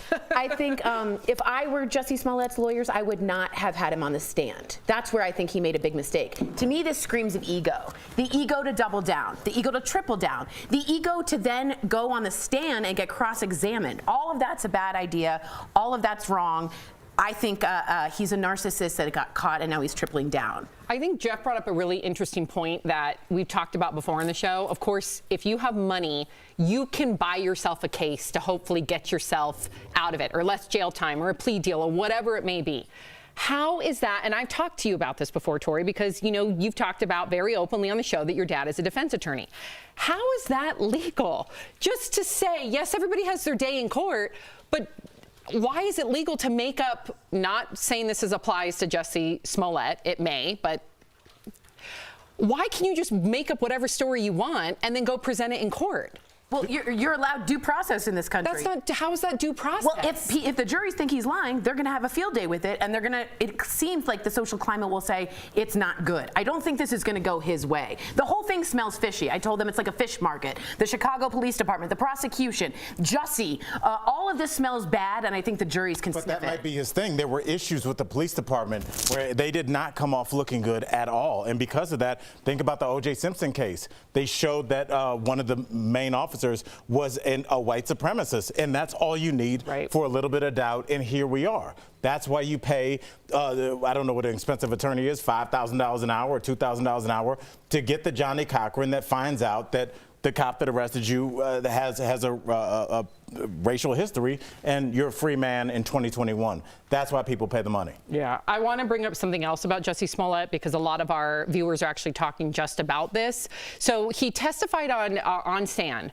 that CNN host Don Lemon texted him, this is according to Jussie, to warn him that police didn't believe his story during the early part of the investigation. Now, on Don's show last night, he did report on Jussie, but did not mention that his name was brought up. Some are saying that this raises serious ethical questions, especially regarding CNN. We just covered Chris Cuomo and those ethics.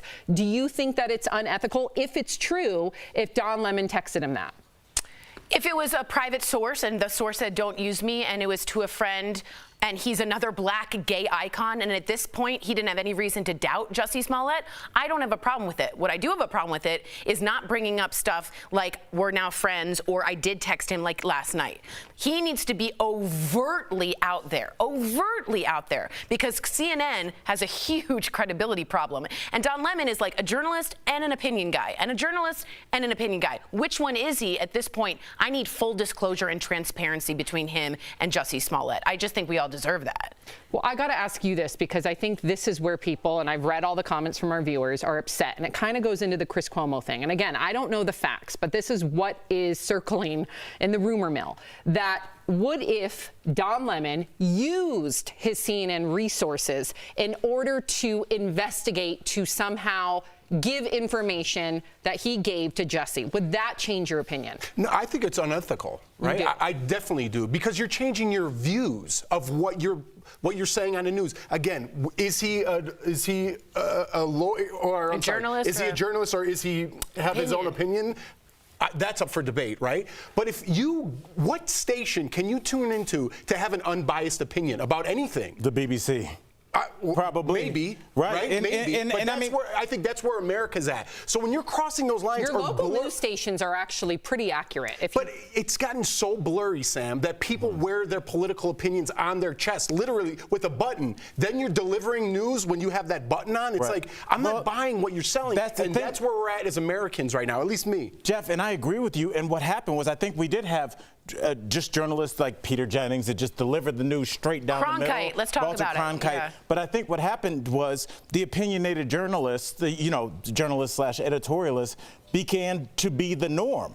You started to see people that didn't just deliver the news, but said, I think the president's ridiculous for doing that, or I want to praise the president, and that got ratings. It's the ratings, and so people start to gravitate towards these sources. But the story gets twisted. Let me just use this story. With Don Lemon, you're like, hey guys, the police department, blah, blah, blah, Jussie, and then you deliver the news, right? You say, listen, Jussie, he's a friend of mine. I believe the police are involved. Now it's a police investigation about like hate crimes on a gay man or a black man, when the story is about Jussie faking out the police department. Now we're in you don't think it affects your opinion? Now you're delivering the news like saying the police department is to blame, not Jussie. Now you're giving your opinion. Yes, but I think where the murkiness, where everybody needs to be crystal clear, is a lot of those cable news shows at that hour are opinion. It is. But they don't say it. It is. They do say it. But they do say fair and balanced, and like, they do imply. They don't say, because sometimes when you're watching something, Sammy, it'll say the comments expressed here do not reflect the station.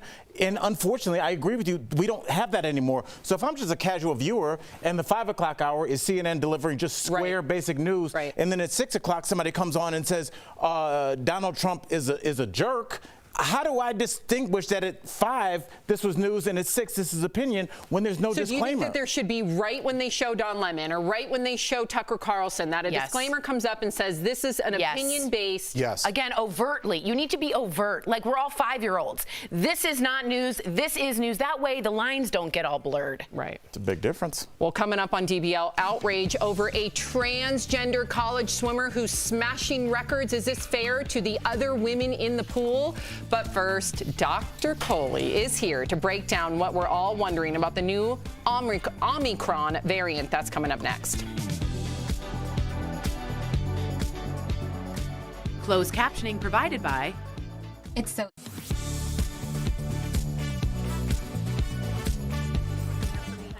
Hey guys, if you are confused about Omicron, just think of Omaha, right? In the American version. Omicron for American and then Omicron for British, which is so happy that they made us more confused from an already confusing pandemic. The British accent. Okay. Be careful you don't get Omicron. Be careful you don't get Omicron. There you go. I'm really bad at that. Dr. Coley's here to answer your questions, and if you have any, write in. We're answering questions about Omicron, and Omicron. But we're also talking about something that I don't know if you guys know. There's been a new study about blood pressure, and there's been a significant rise since the pandemic, or 2018 really, for women. And she's going to give a really strong response. But do you know your blood pressure, Tori? I actually have very attractive blood pressure, and I kind of like tell that to the person doing it, and they go, "I just need to get your blood pressure." Like, it's weird. As a cardiologist, that appeals to me. See, it's very attractive. I'm very proud of it. But if you are a woman and you are having some hypertension or high blood pressure, I would stick around for this. I didn't know about this, and I think we're and even it's if you're important. not, because there's been new diagnoses of hypertension. So even if you're somebody who's been if you're not, that's right. Just if you're a woman, pay attention to this cardiologist in this news. It's a study that I bet other places are wiping under the rug. We're not. We want to bring it up because we don't feel like women and men's health is studied, researched, or paid the same. You know, a lot to say on that. All right, I'm going to exit this conversation. So let us know what you think, and if you have any questions specifically about blood pressure, I can also write to Dr. Coley, so write me in as well. Okay, I'll leave. Bye. Bye, Tori.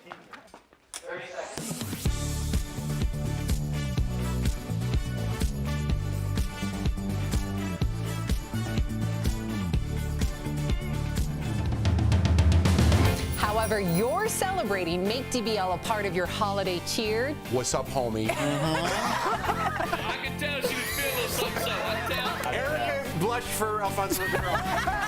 Would you have been cooking naked? Cooking? Yes, on our last show. It's the most wonderful time of the year. Am I right? Say yes. Absolutely. Yeah. I got chills. Me too. Clearly. DBL is always all new every day.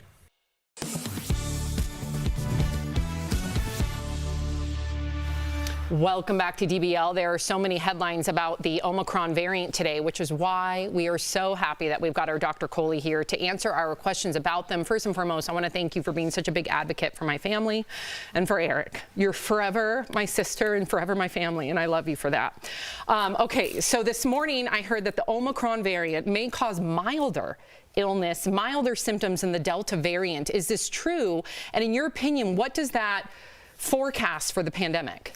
Sam, first of all, sorry for your loss, our loss, and you're my sister forever as well. And losing Eric to me has really just made me more invigorated to fight this pandemic even harder. And I really hope that his legacy will continue to help us all, you know, do that. But I'm really happy to hear some of the preliminary data coming out about Omicron, which seems to suggest that it's a milder illness. And viruses do this. As they evolve, they get mutations. They actually think about it and say, hey, I don't want to kill off my host because then I won't be able to propagate. So sometimes they become milder as they evolve, and that would be a really good thing in our fight for this pandemic. Now, let's take it with a little grain of salt because the data we're getting is out of younger people, which we know tend to have milder illness in general. Plus, it's really early. As we know, as we've seen and lived, it can take weeks or months for somebody to have a complication from COVID, pass away. So let's keep our guard up, but this is looking really promising.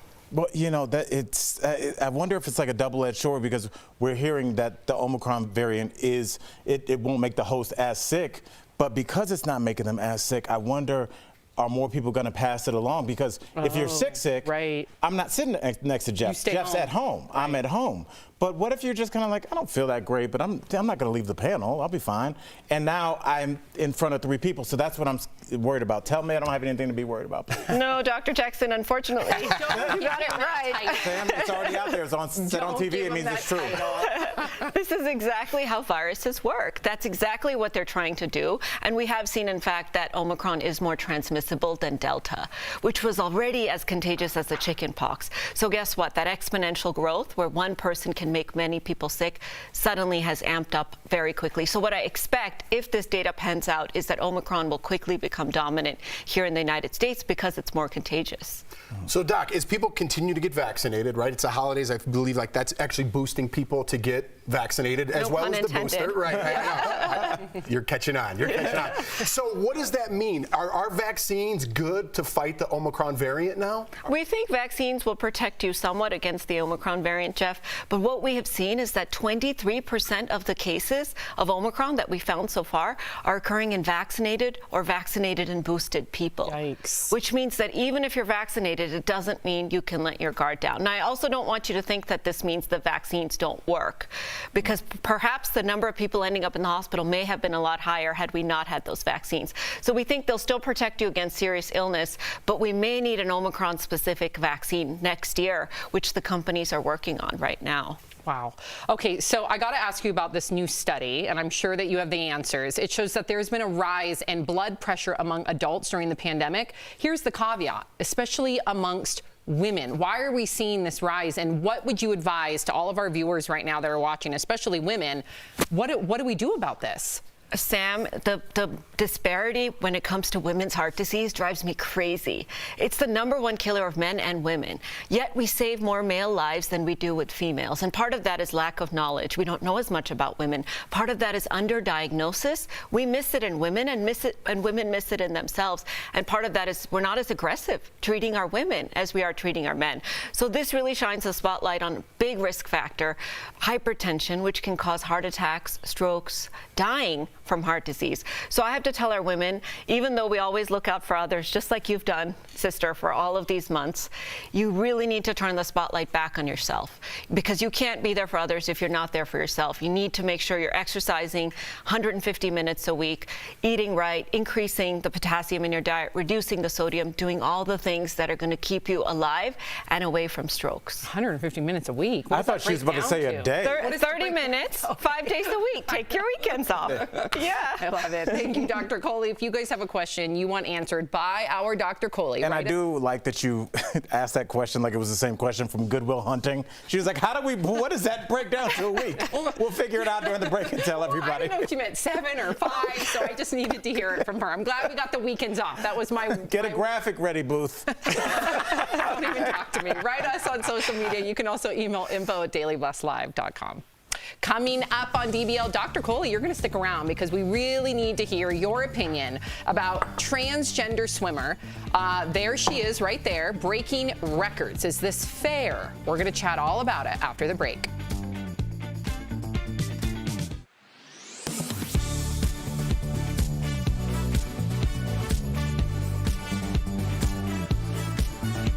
Last month, Jacob Chansley, better known as the QAnon shaman, was sentenced to 41 months in prison for his role in the January 6th insurrection. Chansley pleaded guilty to a felony obstruction charge. Soon after, Verify viewer Kathy asked, can some people convicted of felonies from the January 6th insurrection still vote? So Kathy, let's verify. Our sources are the National Conference of State Legislatures, the American Civil Liberties Union, and the Campaign Legal Center. While the right to vote is overseen by both federal and state governments, only states have rules restricting felons from the ballot box. The ACLU estimates nearly 6 million Americans have lost their right to vote because of a criminal conviction. A lot of it comes down to where the person lives. The NCLS found 48 states disenfranchise felons while in prison. 37 automatically restore their right to vote once felons are released or their sentences are completed. 11 others require additional action to restore voting rights. However, Maine, Vermont, Puerto Rico, and D.C. allow everyone to vote, including inmates. So, it's true. Some people convicted of felonies from the January 6th insurrection can still vote if they live in a state that allows them to do so, and most others will eventually be allowed to vote again. The CLC also notes most states only restrict the voting rights of people convicted of felonies. Roughly 3/4 of people who were convicted in the January 6th insurrection pleaded guilty to misdemeanors. With your Verify, I'm Brandon Lewis. To receive daily fast facts to your phone, text Verify to 202-410-8808. And to sign up for our newsletter, visit verifythis.com/email.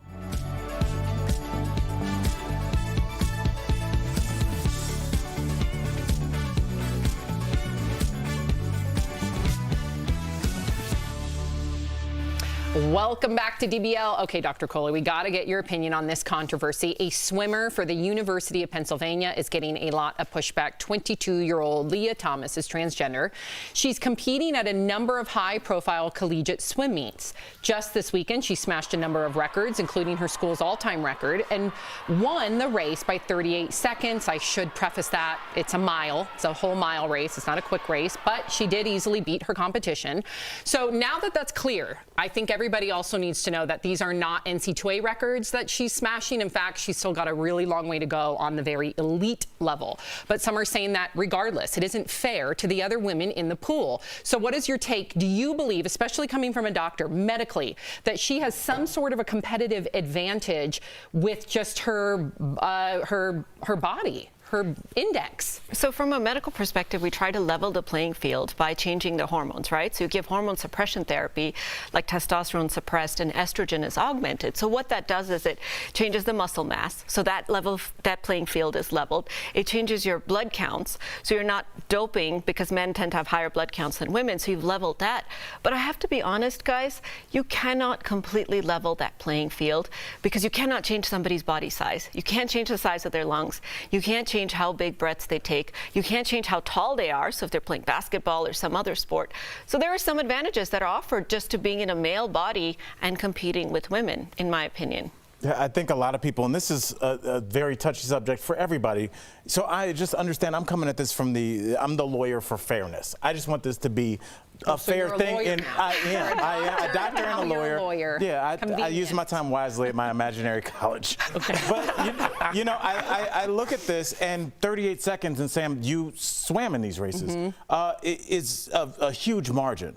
So what do you do? What if I'm somebody that's like, I don't know the numbers, I don't understand what she just said, I just know that 38 seconds is obviously a huge disadvantage. So talk to me. It is, okay, so first of all, a mile yards is 66 laps, right? So if this is a 1650, which is a mile, that's 66 laps, so 30-something seconds is not, it is a lot, but it's not a crazy amount, especially if you compare her racing times to that of like USC, Stanford. Like, no offense on this university, but they're not part University of Pennsylvania. Right, they're not part of the Division I upper echelon that are dominating and producing Olympians. So she's not at that level.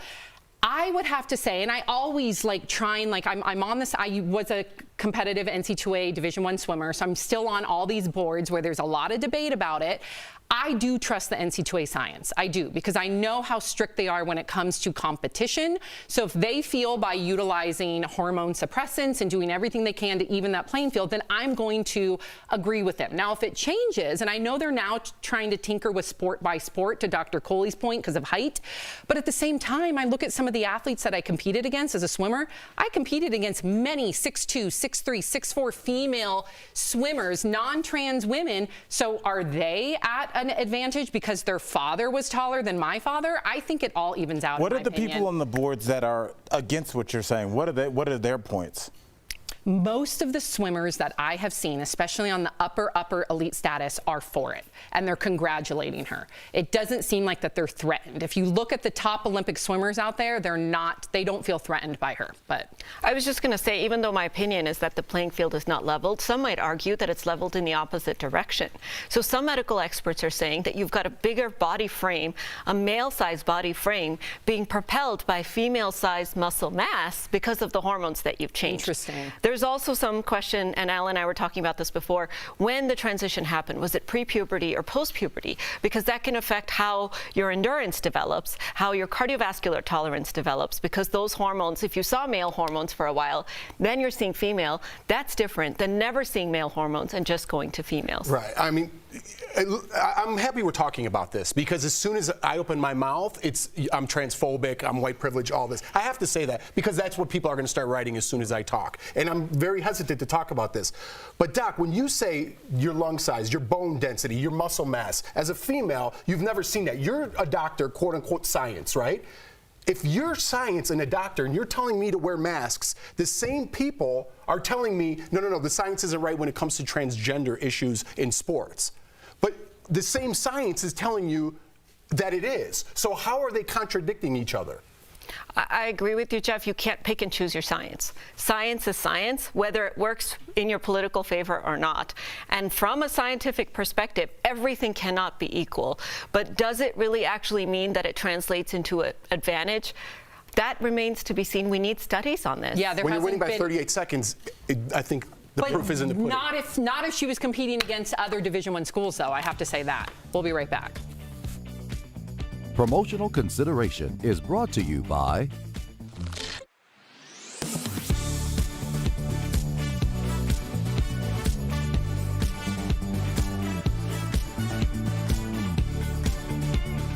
That sound means it's time to verify. Are you hot-natured or cold-blooded? It's quite interesting how two people can be in the same environment for the same period of time, and one will be taking off layers while the other is reaching for a sweater and space heater. It's that time of year again. It's cold, like really cold. but it's not as cold as it is where I'm from, which is New Jersey. I thought that the warmer winters would feel a little better. They don't. It's still freezing. My dad says when I moved from somewhere cold to somewhere warm, my blood thinned. Is that true?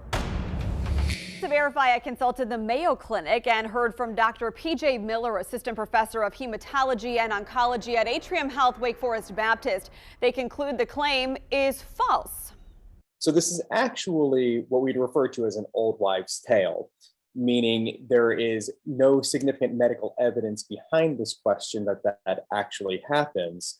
But even with saying that, that is something that a lot of people do experience temperature differently when moving from a northern climate to a southern climate.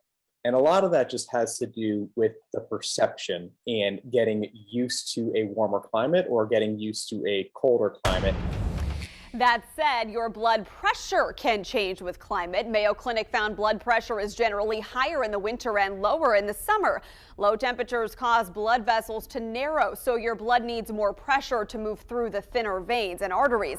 That doesn't mean your blood thickness is changing, even though it's reasonable for you to think so. I myself grew up in New England, and then I actually lived in the Mid-Atlantic for a while before living in a tropical climate for a couple years. And now I live in North Carolina. And I do remember the first time that I traveled from the tropical climate back to a New England winter and remembering how truly cold that winter was.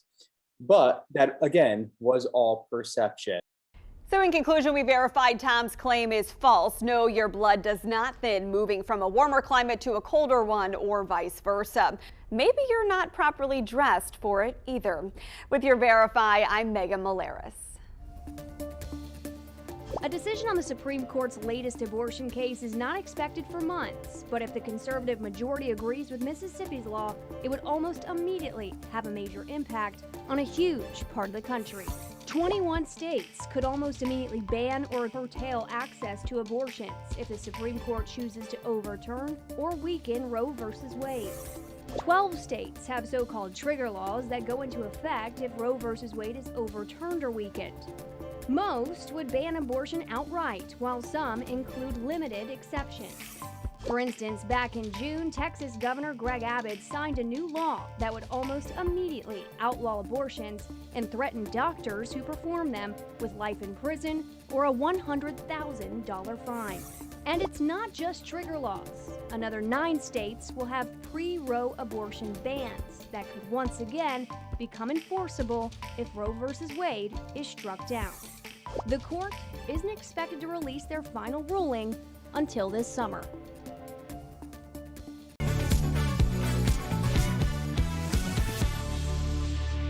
If you're leaving us, you can watch the second half of the show online. Watch on YouTube, dailyblastlive.com, or our DBL mobile app. But if you're sticking around, here is what's coming up. Did Rebel Wilson really get pushback from her team over her weight loss? Plus, some 80s sitcoms are coming back to TV for one night. But why are older actors playing younger characters? We're going to chat all about it right after the break.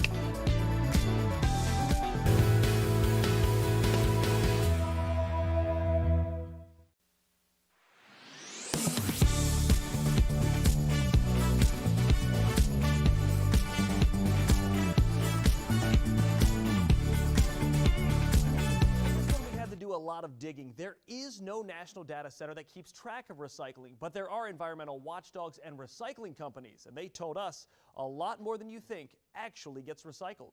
This tweet claims that 79% of what you recycle ends up in a landfill. Now, to verify that, the numbers aren't easy to get a hold of. Not every county and city across the country keeps close track of its recycling numbers. But here's 2 national groups that do: the nonprofit The Recycling Partnership and the waste management company Republic Services. Combined, they estimate that between 16.9 and 22% of what's put in the recycle bin ends up in the trash. And that's because it's either not recyclable or contaminated. Now, to find out what that means, we went to 2 local experts: Jake Anderson, who runs the Republic Services Recycling Center in Manassas, and Scott McDonald, the recycling programs manager for Prince William County. All trash is not created equal. Scott and Jake both said the majority of what's thrown out at a recycling center is trash that got mixed in with recyclables. Food, furniture, certain types of plastic, you name it, people have tried to throw it out. About 1/3 of what goes in people's recycling bins is trash in this area on average. And the second group that are thrown out are recyclables that are contaminated. If the product is clean, if the product is paper or plastic or aluminum or cardboard, then we want it, but it needs to be clean and it needs to be dry. And that all adds up to between 17 and 22% ending up in a landfill. So it's false to say that 70% recycle ends up as trash.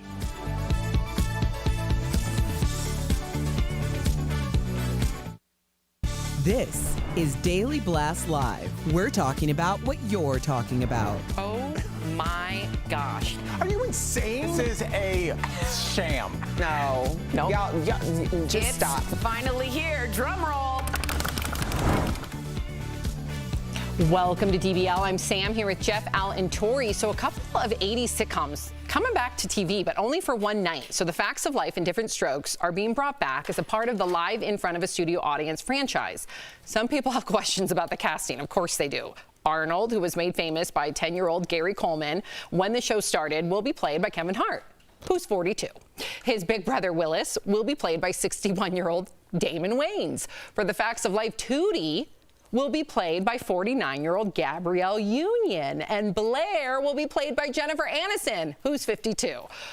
What do we think about these older actors, Jeff, playing younger parts? I don't mind it. They're bringing names to the show, right? It's a one-night show. John Lithgow's playing Mr. Drummond. It brings back my childhood. Right. And if you have unknown actors just to fit the role of what they look like, I don't know if you're going to be interested, right? I think it's interesting take how these famous people are stepping in those roles. I wish Todd Bridges was actually playing the older brother. I think he might be incorporated. But I love live shows. I love theater, and there's something to be said about that. So I'm definitely tuning in for this. I'm weirdly agreeing with Jeffrey on this one. I think I wouldn't tune in if it was like they looked alike. I would tune in to see how Jennifer Aniston does live. That's awesome. And it feels like someone got drunk and came up with this cast, and I kind of dig it.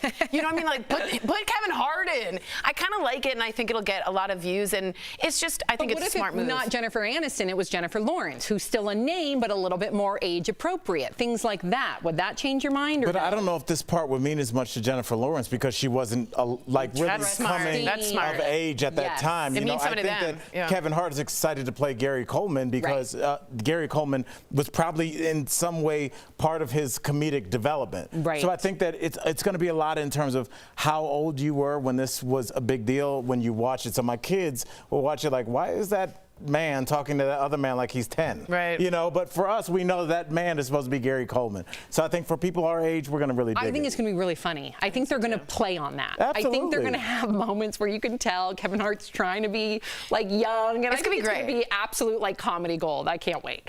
Okay, so Brooke Shields is speaking out about how she was treated in the media when she was a teenager. Speaking on the Armchair Expert podcast, Brooke said she was over-sexualized in the media after her commercial for Calvin Klein jeans aired.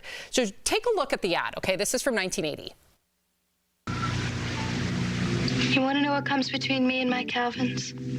Nothing. So Brooke said back then, interviewers like Barbara Walters asked about her measurements and her sexual history. She called this interview with Barbara when she was 15, quote, practically criminal. Was this out? You're shaking your head, Tori. Yeah, I watched the interview, and Brooke Shields makes it very clear now. She had no idea about the double entendre of like what was going on sexually. No one explained it to her. No one wanted her to say it a certain way. She was just this girl that was young and did this thing, and that was it.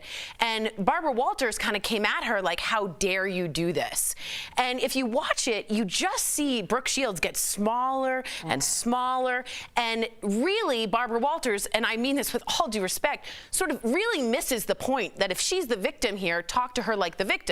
Barbara Walters has also done that with, let's say, Dolly Parton, where she's like, you don't have to wear all that makeup and that blonde wig. And Dolly's like, I know, but I want to. So you see a little bit of an antiquated take on that, and it's from another woman to a woman. So it's an interesting moment in time in which you see a generational shift, I think. I just think it's weird that we go back to the 80s to try to retroactively fix something. I understand it wasn't right in today's time. We used to smoke on airplanes, okay?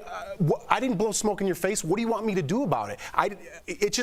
Things are building up, and this is just one of the stories that are building up. I understand that it wasn't right, but what can you do to go back 50 years and then now you want Barbara Walters, you want an apology from Barbara Walters 50 years later? I think you want maybe a ground for moving forward. How can we evolve the conversation? I think we're on that ground. Well, I think saying it overtly helps people move it along. So, for instance, the next time there's an interviewer, that maybe won't come up. That's how language evolves and interviews evolve. I don't think you could say that nowadays. I think it has evolved. And that's why it is working. But instead of saying and appreciating the times that we're in, like, hey, we've really come a long way. We have to go back and be like, look, shame on this person for doing that. You could do that with everybody. I agree. Jeff's right. I agree with Jeff here. I agree. And Jeff, I'll take it a step further. I think that the lightning rod in this case is Barbara Walters, but I think it's a lot of guilt amongst ourselves. We were all complicit. Barbara Walters wasn't just some random person that showed up from the street and started asking questions.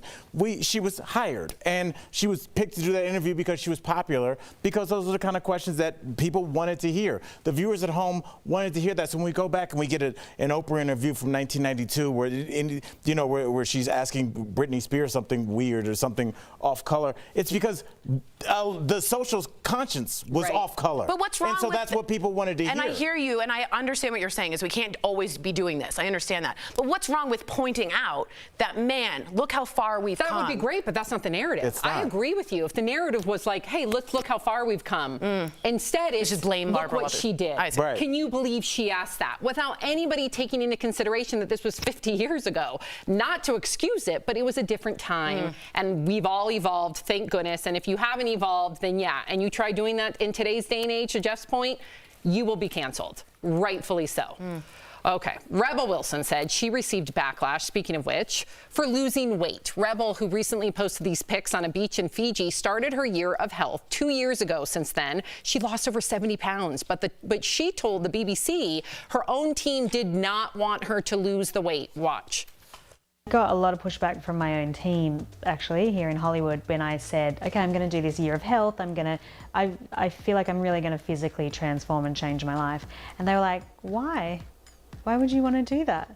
Because I was earning millions of dollars being, the funny fat girl and being that person. Wow. What do you think about this, Al? I get it on both sides. Me too. I'm happy for her. I mean, because at the end of the day, it's her health that we're talking about, her well-being, how she feels about herself moving forward. I get all that. But I also get that you have a team around you that's paying for their kids' college from you being the funny, quote-unquote, fat girl. And when you say, I'm no longer going to be that, whatever you say next, they don't want to hear it. They want to hear, where's the next check coming from? Not that you're reinventing yourself midway through your career. Now, do I think there's a new lane for her? Absolutely. She's super talented. But might not be. This might just be kind of the end of the checks, or who we know her as, who we've grown to love. So I get both sides, but at the end of the day, forget the other side. This is her and how she has to walk around every day. So I'm with her, but I get it in terms of money making. She's taking a risk. Yeah, I totally understand both sides. I just really want, again, and maybe I'll be the person on the outside of this today, and that's fine. I just want the narrative around Rebel Wilson to no longer be she lost all this weight. It's got to move on. It's like the team didn't like it, women didn't like it, men didn't like it. I'm so tired. I just want Rebel Wilson to be in a movie and we can talk about her acting.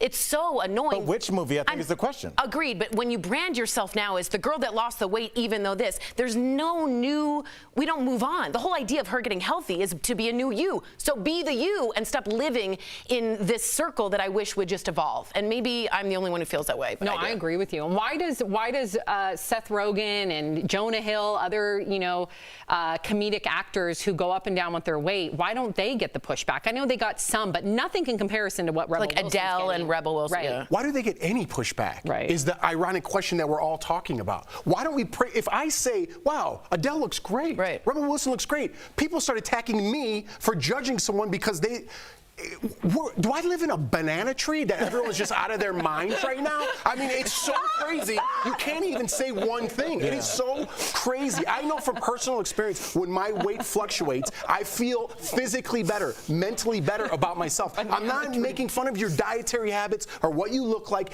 We live in this crazy, crazy planet right now that you just have to sit there and be like, I agree, whatever mental patients on the internet says. Well, you know, I think it's that her fans see themselves in her. And they look and they say, I'm an overweight person, but you know what? That overweight person made it. They're walking the red carpet. She stands for what I could be. That's why, like, I remember one time I was opening for Monique years ago, early in my career. And I was in West Palm Beach at the old club there.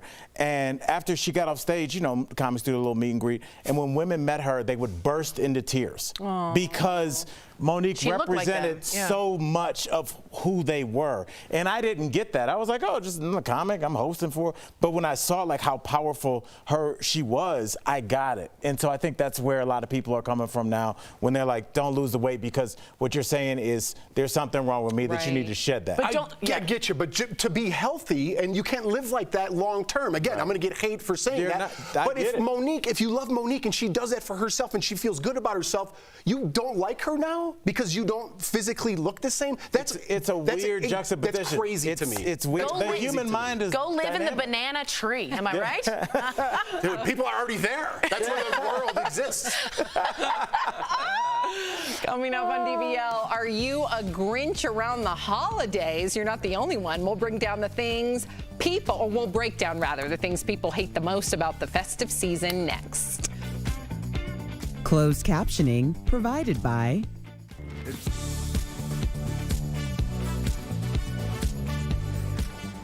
Oh, me? I've said enough. So as soon as he said banana tree, in my head, I immediately was like, oh my God, bananas don't grow on trees. I'm like, oh no, they do. They definitely do. That was good. That was funny. Right. Oh, yeah. I feel like I'm taking crazy pills. Okay. I do. A lot of people use that meme or GIF or whatever for a good reason. When you, Tori, like personal, okay, let's talk personally, because we can, right? For me personally, when I lose weight or I'm working out, you've been doing that a little bit, do you not feel mentally clearer or a little bit healthier? 1,000%. Think a little bit more positive? 1,000%. Right? So it's a real thing that people don't understand, but they want to excuse it for laziness or whatever their reason is, right? Then they say, you're body shaming me because of it. I fluctuate with my weight. I know not to extremes, but I personally know where my mind goes when I'm eating bad and not doing the right things as to where it is when I'm working out and I'm doing healthy things for my mind. Can I be really honest? Yeah. I think perhaps this may be more of a female issue just because of historical context, and also because women were said when you lose weight, even if they did it unhealthily, that was the only time they were told they look good. It was never like you look good just because you're happy. It was always like, oh, you've lost weight. That means you look good, therefore you're more deserving. And so that sticks in people's craw, but there is a difference. You're also just getting healthier. But then I'm scared to even say anything to you. If you do look nice, like, whoa, did I not look nice before? That's heavier, not what I'm saying at all. I'm saying, hey, you look pretty tonight. Do you think it depends on the person you say it to? And because you could say you look like a fat person. No, I'm kidding. It being a women thing makes a little bit of sense. Because you don't have that context of like. No, but if someone tells me, hey man, you look good, I'm like, you know what? I've lost a little weight, and I'm probably carrying myself differently with my attitude. Yeah. You know, it's even when I come in here, some days I'm like, man, I can't deal with all this. It's not because I can't deal with it. It's because I haven't been doing the right things the past 2 weeks. Discipline, yeah. You know, that's just me personally.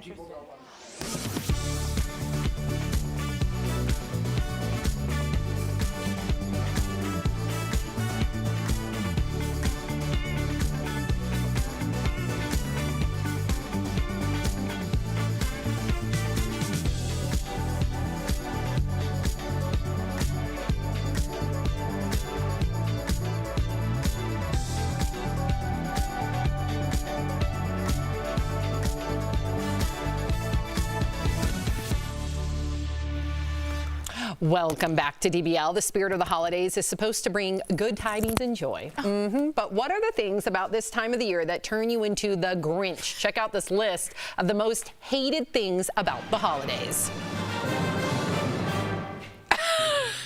Okay, so first up, shopping for gifts can be a nightmare, and here's what people hate most. The pressure to buy gifts and spending too much money, plus the long lines and the other shoppers.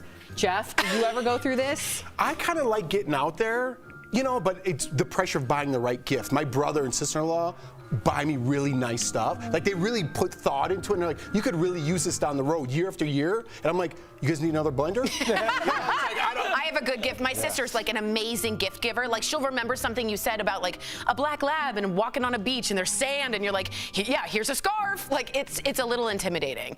I know I said the same thing. Yeah, I know. I was trying to agree with you and I repeated. Okay, continue. Yeah. All right.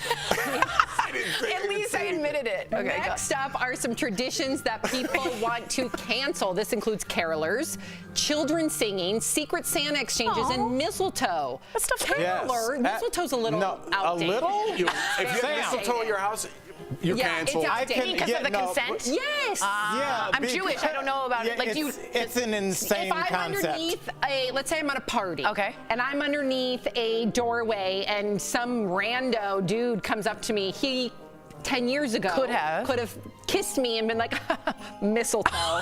And that's wrong. That's way wrong. It's really, it kind of nailed the guy. Really, I thought about mistletoe a couple weeks ago as I was talking to my daughter, and she asked me, and I think that's when something should be canceled, when you can't tell your kid what it means. Like, I was like, it's such a crazy concept. So the mistletoe for sure, but also carolers, they need to go. Don't roll up on my property singing off tune. Oh my gosh, No, it's I don't probably want that. my most heartfelt That moment. is trespassing. No way. Last year, I haven't had carolers on my front lawn since literally I would go visit my grandparents in Michigan. For Were some you reason, in the 50s last year? Their neighborhood did it all the time in Michigan. Last year, and I know it was amongst a pandemic, but they had their masks and they were all socially distanced. What made it look like that thousands of people were there because they're all spread out, and they caroled. I screamed for Sophie to come join, and we listened and listened, and it was the most magical. I feel like you're reading a Christmas story to kids at the library, the way you described that. Like, I don't want unexpected company ever. Can you Even just from say people no thank I you? love. Can you say no thank you? I don't want. No, How do you tell 11 randos to stop? You are the Grinch. What's the social? Do you give them money?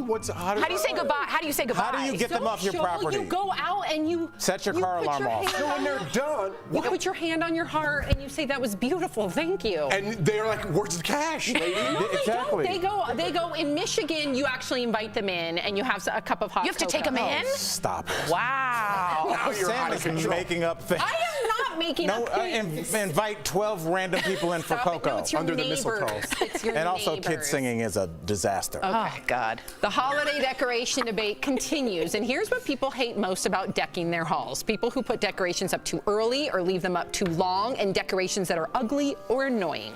What do you hate about holiday decor, Jeff? I think I'm putting pressure on the neighbors because we do it so early. November 1st, they're up, and I've been getting like little social cues. I'm very in tune to those. They're like, man, what's up? Why'd you put those? Yeah, a little early. They gotta like go out there and get it, and yeah. It's I a little early. apologize. Yeah, I think you just gotta let Thanksgiving breathe. It's like a good wine. Like, Halloween's got to have a moment. You can't rush into it, else you're not really enjoying each one. I don't know. What's Thanksgiving decorations? A turkey blow up on your lawn? I've seen a couple no one of has those, Thanksgiving and it's weird. decorations. I will say this, and Sam, up on their lawn. people, I should clarify, not a turkey blown up. Correct. I need to clarify. Right. I don't think you need to clarify that. No one was thinking about that. I do. Now I can't stop thinking about that. That's really disturbing. Who was thinking that? I want to make sure nobody misconstrued. It's an inflatable. Yes. Okay. We're not talking about. It's an inflatable. Yes. Stop it. I thought they went to the control room because we said something. We all know.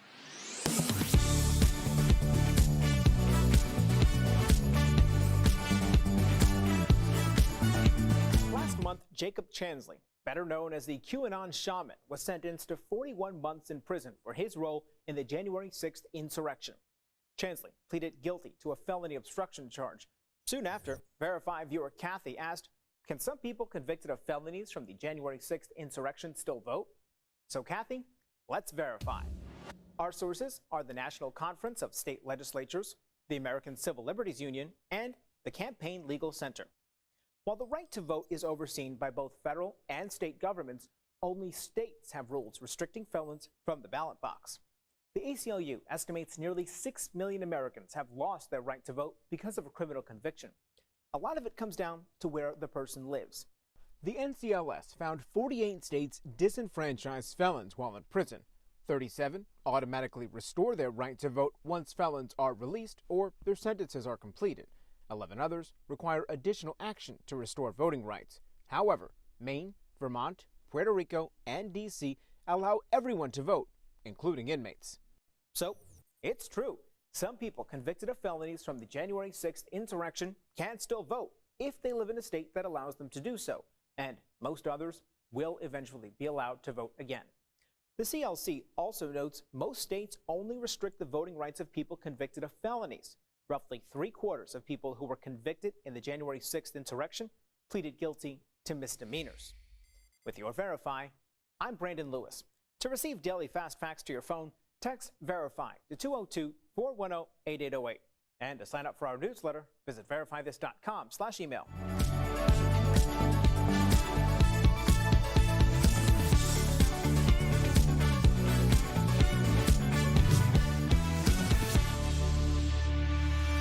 The holidays are here. Earlier, Steph showed Tori some sweet, sweet deals from our friends at Morning Save, and you're not going to want to miss them before you finish up your holiday shopping.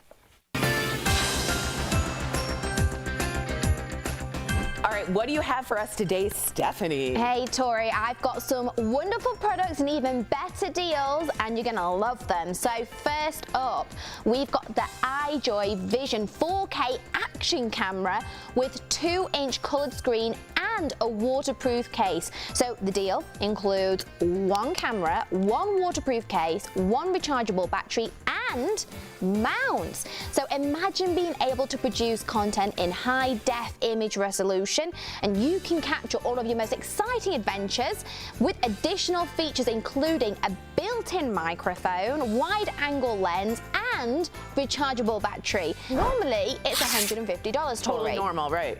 But we've got it for only $49, saving our viewers 67%. If you guys have a go-getter, a biker, a hiker, this is it. Now, Tori, this deal is a fan favorite. We've got Cuisinart 10-piece hard anodized non-stick cookware set. Ooh. So this deal includes 1-quart saucepan with a lid, 2-quart saucepan with a lid, 3-quart saucepan with a lid, 5.5-quart casserole pan with a lid, 8-inch saute pan, and 10-inch saute pan. What a collection. Wow. The hard anodized aluminium construction heats quickly and evenly, and they're non-stick. Nice. So they're safe on your stove top and in your oven as long as you don't exceed 500 degrees. So keep that in mind. Nice. So normally this set is about $480. Yeah. It's very expensive, but you're getting a lot. This deal for the chef in your house is going to blow your mind. It's only $129, saving our viewers 73%. For Cuisinart, y'all, Cuisinart. This is amazing. Great steal this week, you guys. That's a big, big, big money steal.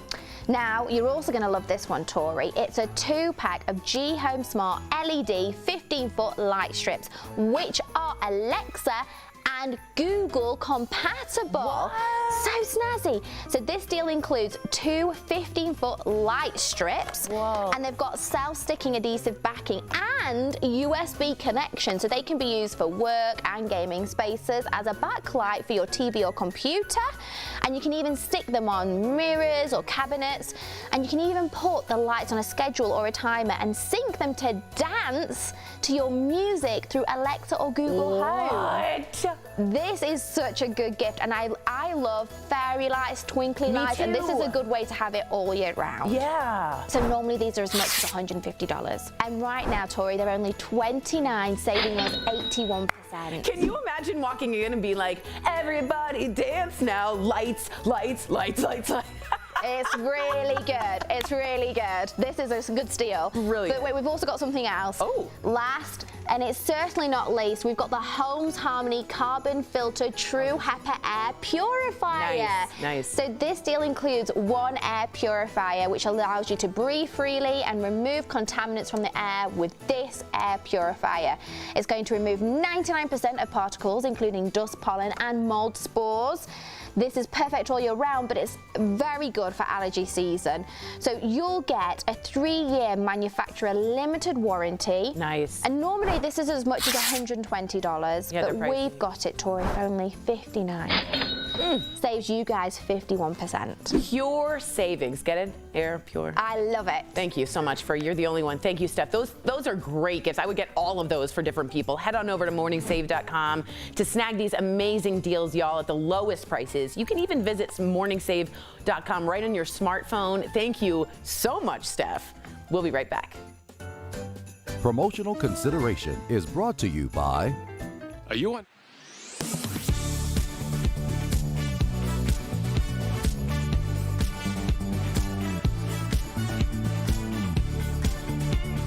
That sound means it's time to verify. Are you hot-natured or cold-blooded? It's quite interesting how two people can be in the same environment for the same period of time, and one will be taking off layers while the other is reaching for a sweater and space heater. It's that time of year again. It's cold, like really cold. But it's not as cold as it is where I'm from, which is New Jersey. I thought that the warmer winters would feel a little better. They don't. It's still freezing. My dad says when I moved from somewhere cold to somewhere warm, my blood thinned. Is that true? To verify, I consulted the Mayo Clinic and heard from Dr. P.J. Miller, assistant professor of hematology and oncology at Atrium Health Wake Forest Baptist. They conclude the claim is false. So this is actually what we'd refer to as an old wives' tale, meaning there is no significant medical evidence behind this question that actually happens. But even with saying that, that is something that a lot of people do experience temperature differently when moving from a northern climate to a southern climate. And a lot of that just has to do with the perception and getting used to a warmer climate or getting used to a colder climate. That said, your blood pressure can change with climate. Mayo Clinic found blood pressure is generally higher in the winter and lower in the summer. Low temperatures cause blood vessels to narrow, so your blood needs more pressure to move through the thinner veins and arteries. That doesn't mean your blood thickness is changing, even though it's reasonable for you to think so. I myself grew up in New England, and then I actually lived in the mid-Atlantic for a while before living in a tropical climate for a couple years. And now I live in North Carolina. And I do remember the first time that I traveled from the tropical climate back to a New England winter and remembering how truly cold that winter was. But that, again, was all perception. So in conclusion, we verified Tom's claim is false. No, your blood does not thin moving from a warmer climate to a colder one or vice versa. Maybe you're not properly dressed for it either. With your Verify, I'm Megan Malaris. A decision on the Supreme Court's latest abortion case is not expected for months, but if the conservative majority agrees with Mississippi's law, it would almost immediately have a major impact on a huge part of the country. 21 states could almost immediately ban or curtail access to abortions if the Supreme Court chooses to overturn or weaken Roe v. Wade. 12 states have so-called trigger laws that go into effect if Roe v. Wade is overturned or weakened. Most would ban abortion outright, while some include limited exceptions. For instance, back in June, Texas Governor Greg Abbott signed a new law that would almost immediately outlaw abortions and threaten doctors who perform them with life in prison or a $100,000 fine. And it's not just trigger laws. Another 9 states will have pre-Roe abortion bans that could once again become enforceable if Roe v. Wade is struck down. The court isn't expected to release their final ruling until this summer.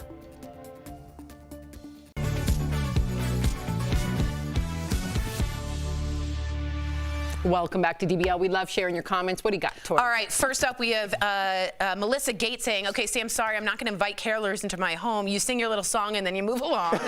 And we also wanted to give a big birthday shout out to Abby Pafford, who wanted a big shout out from the cast. So happy birthday, Abby. Yeah, happy birthday. Thanks for watching. Hope you have a great day today. Yes. DBL's new every day. We'll see you guys tomorrow, same time, same place. Bye, guys.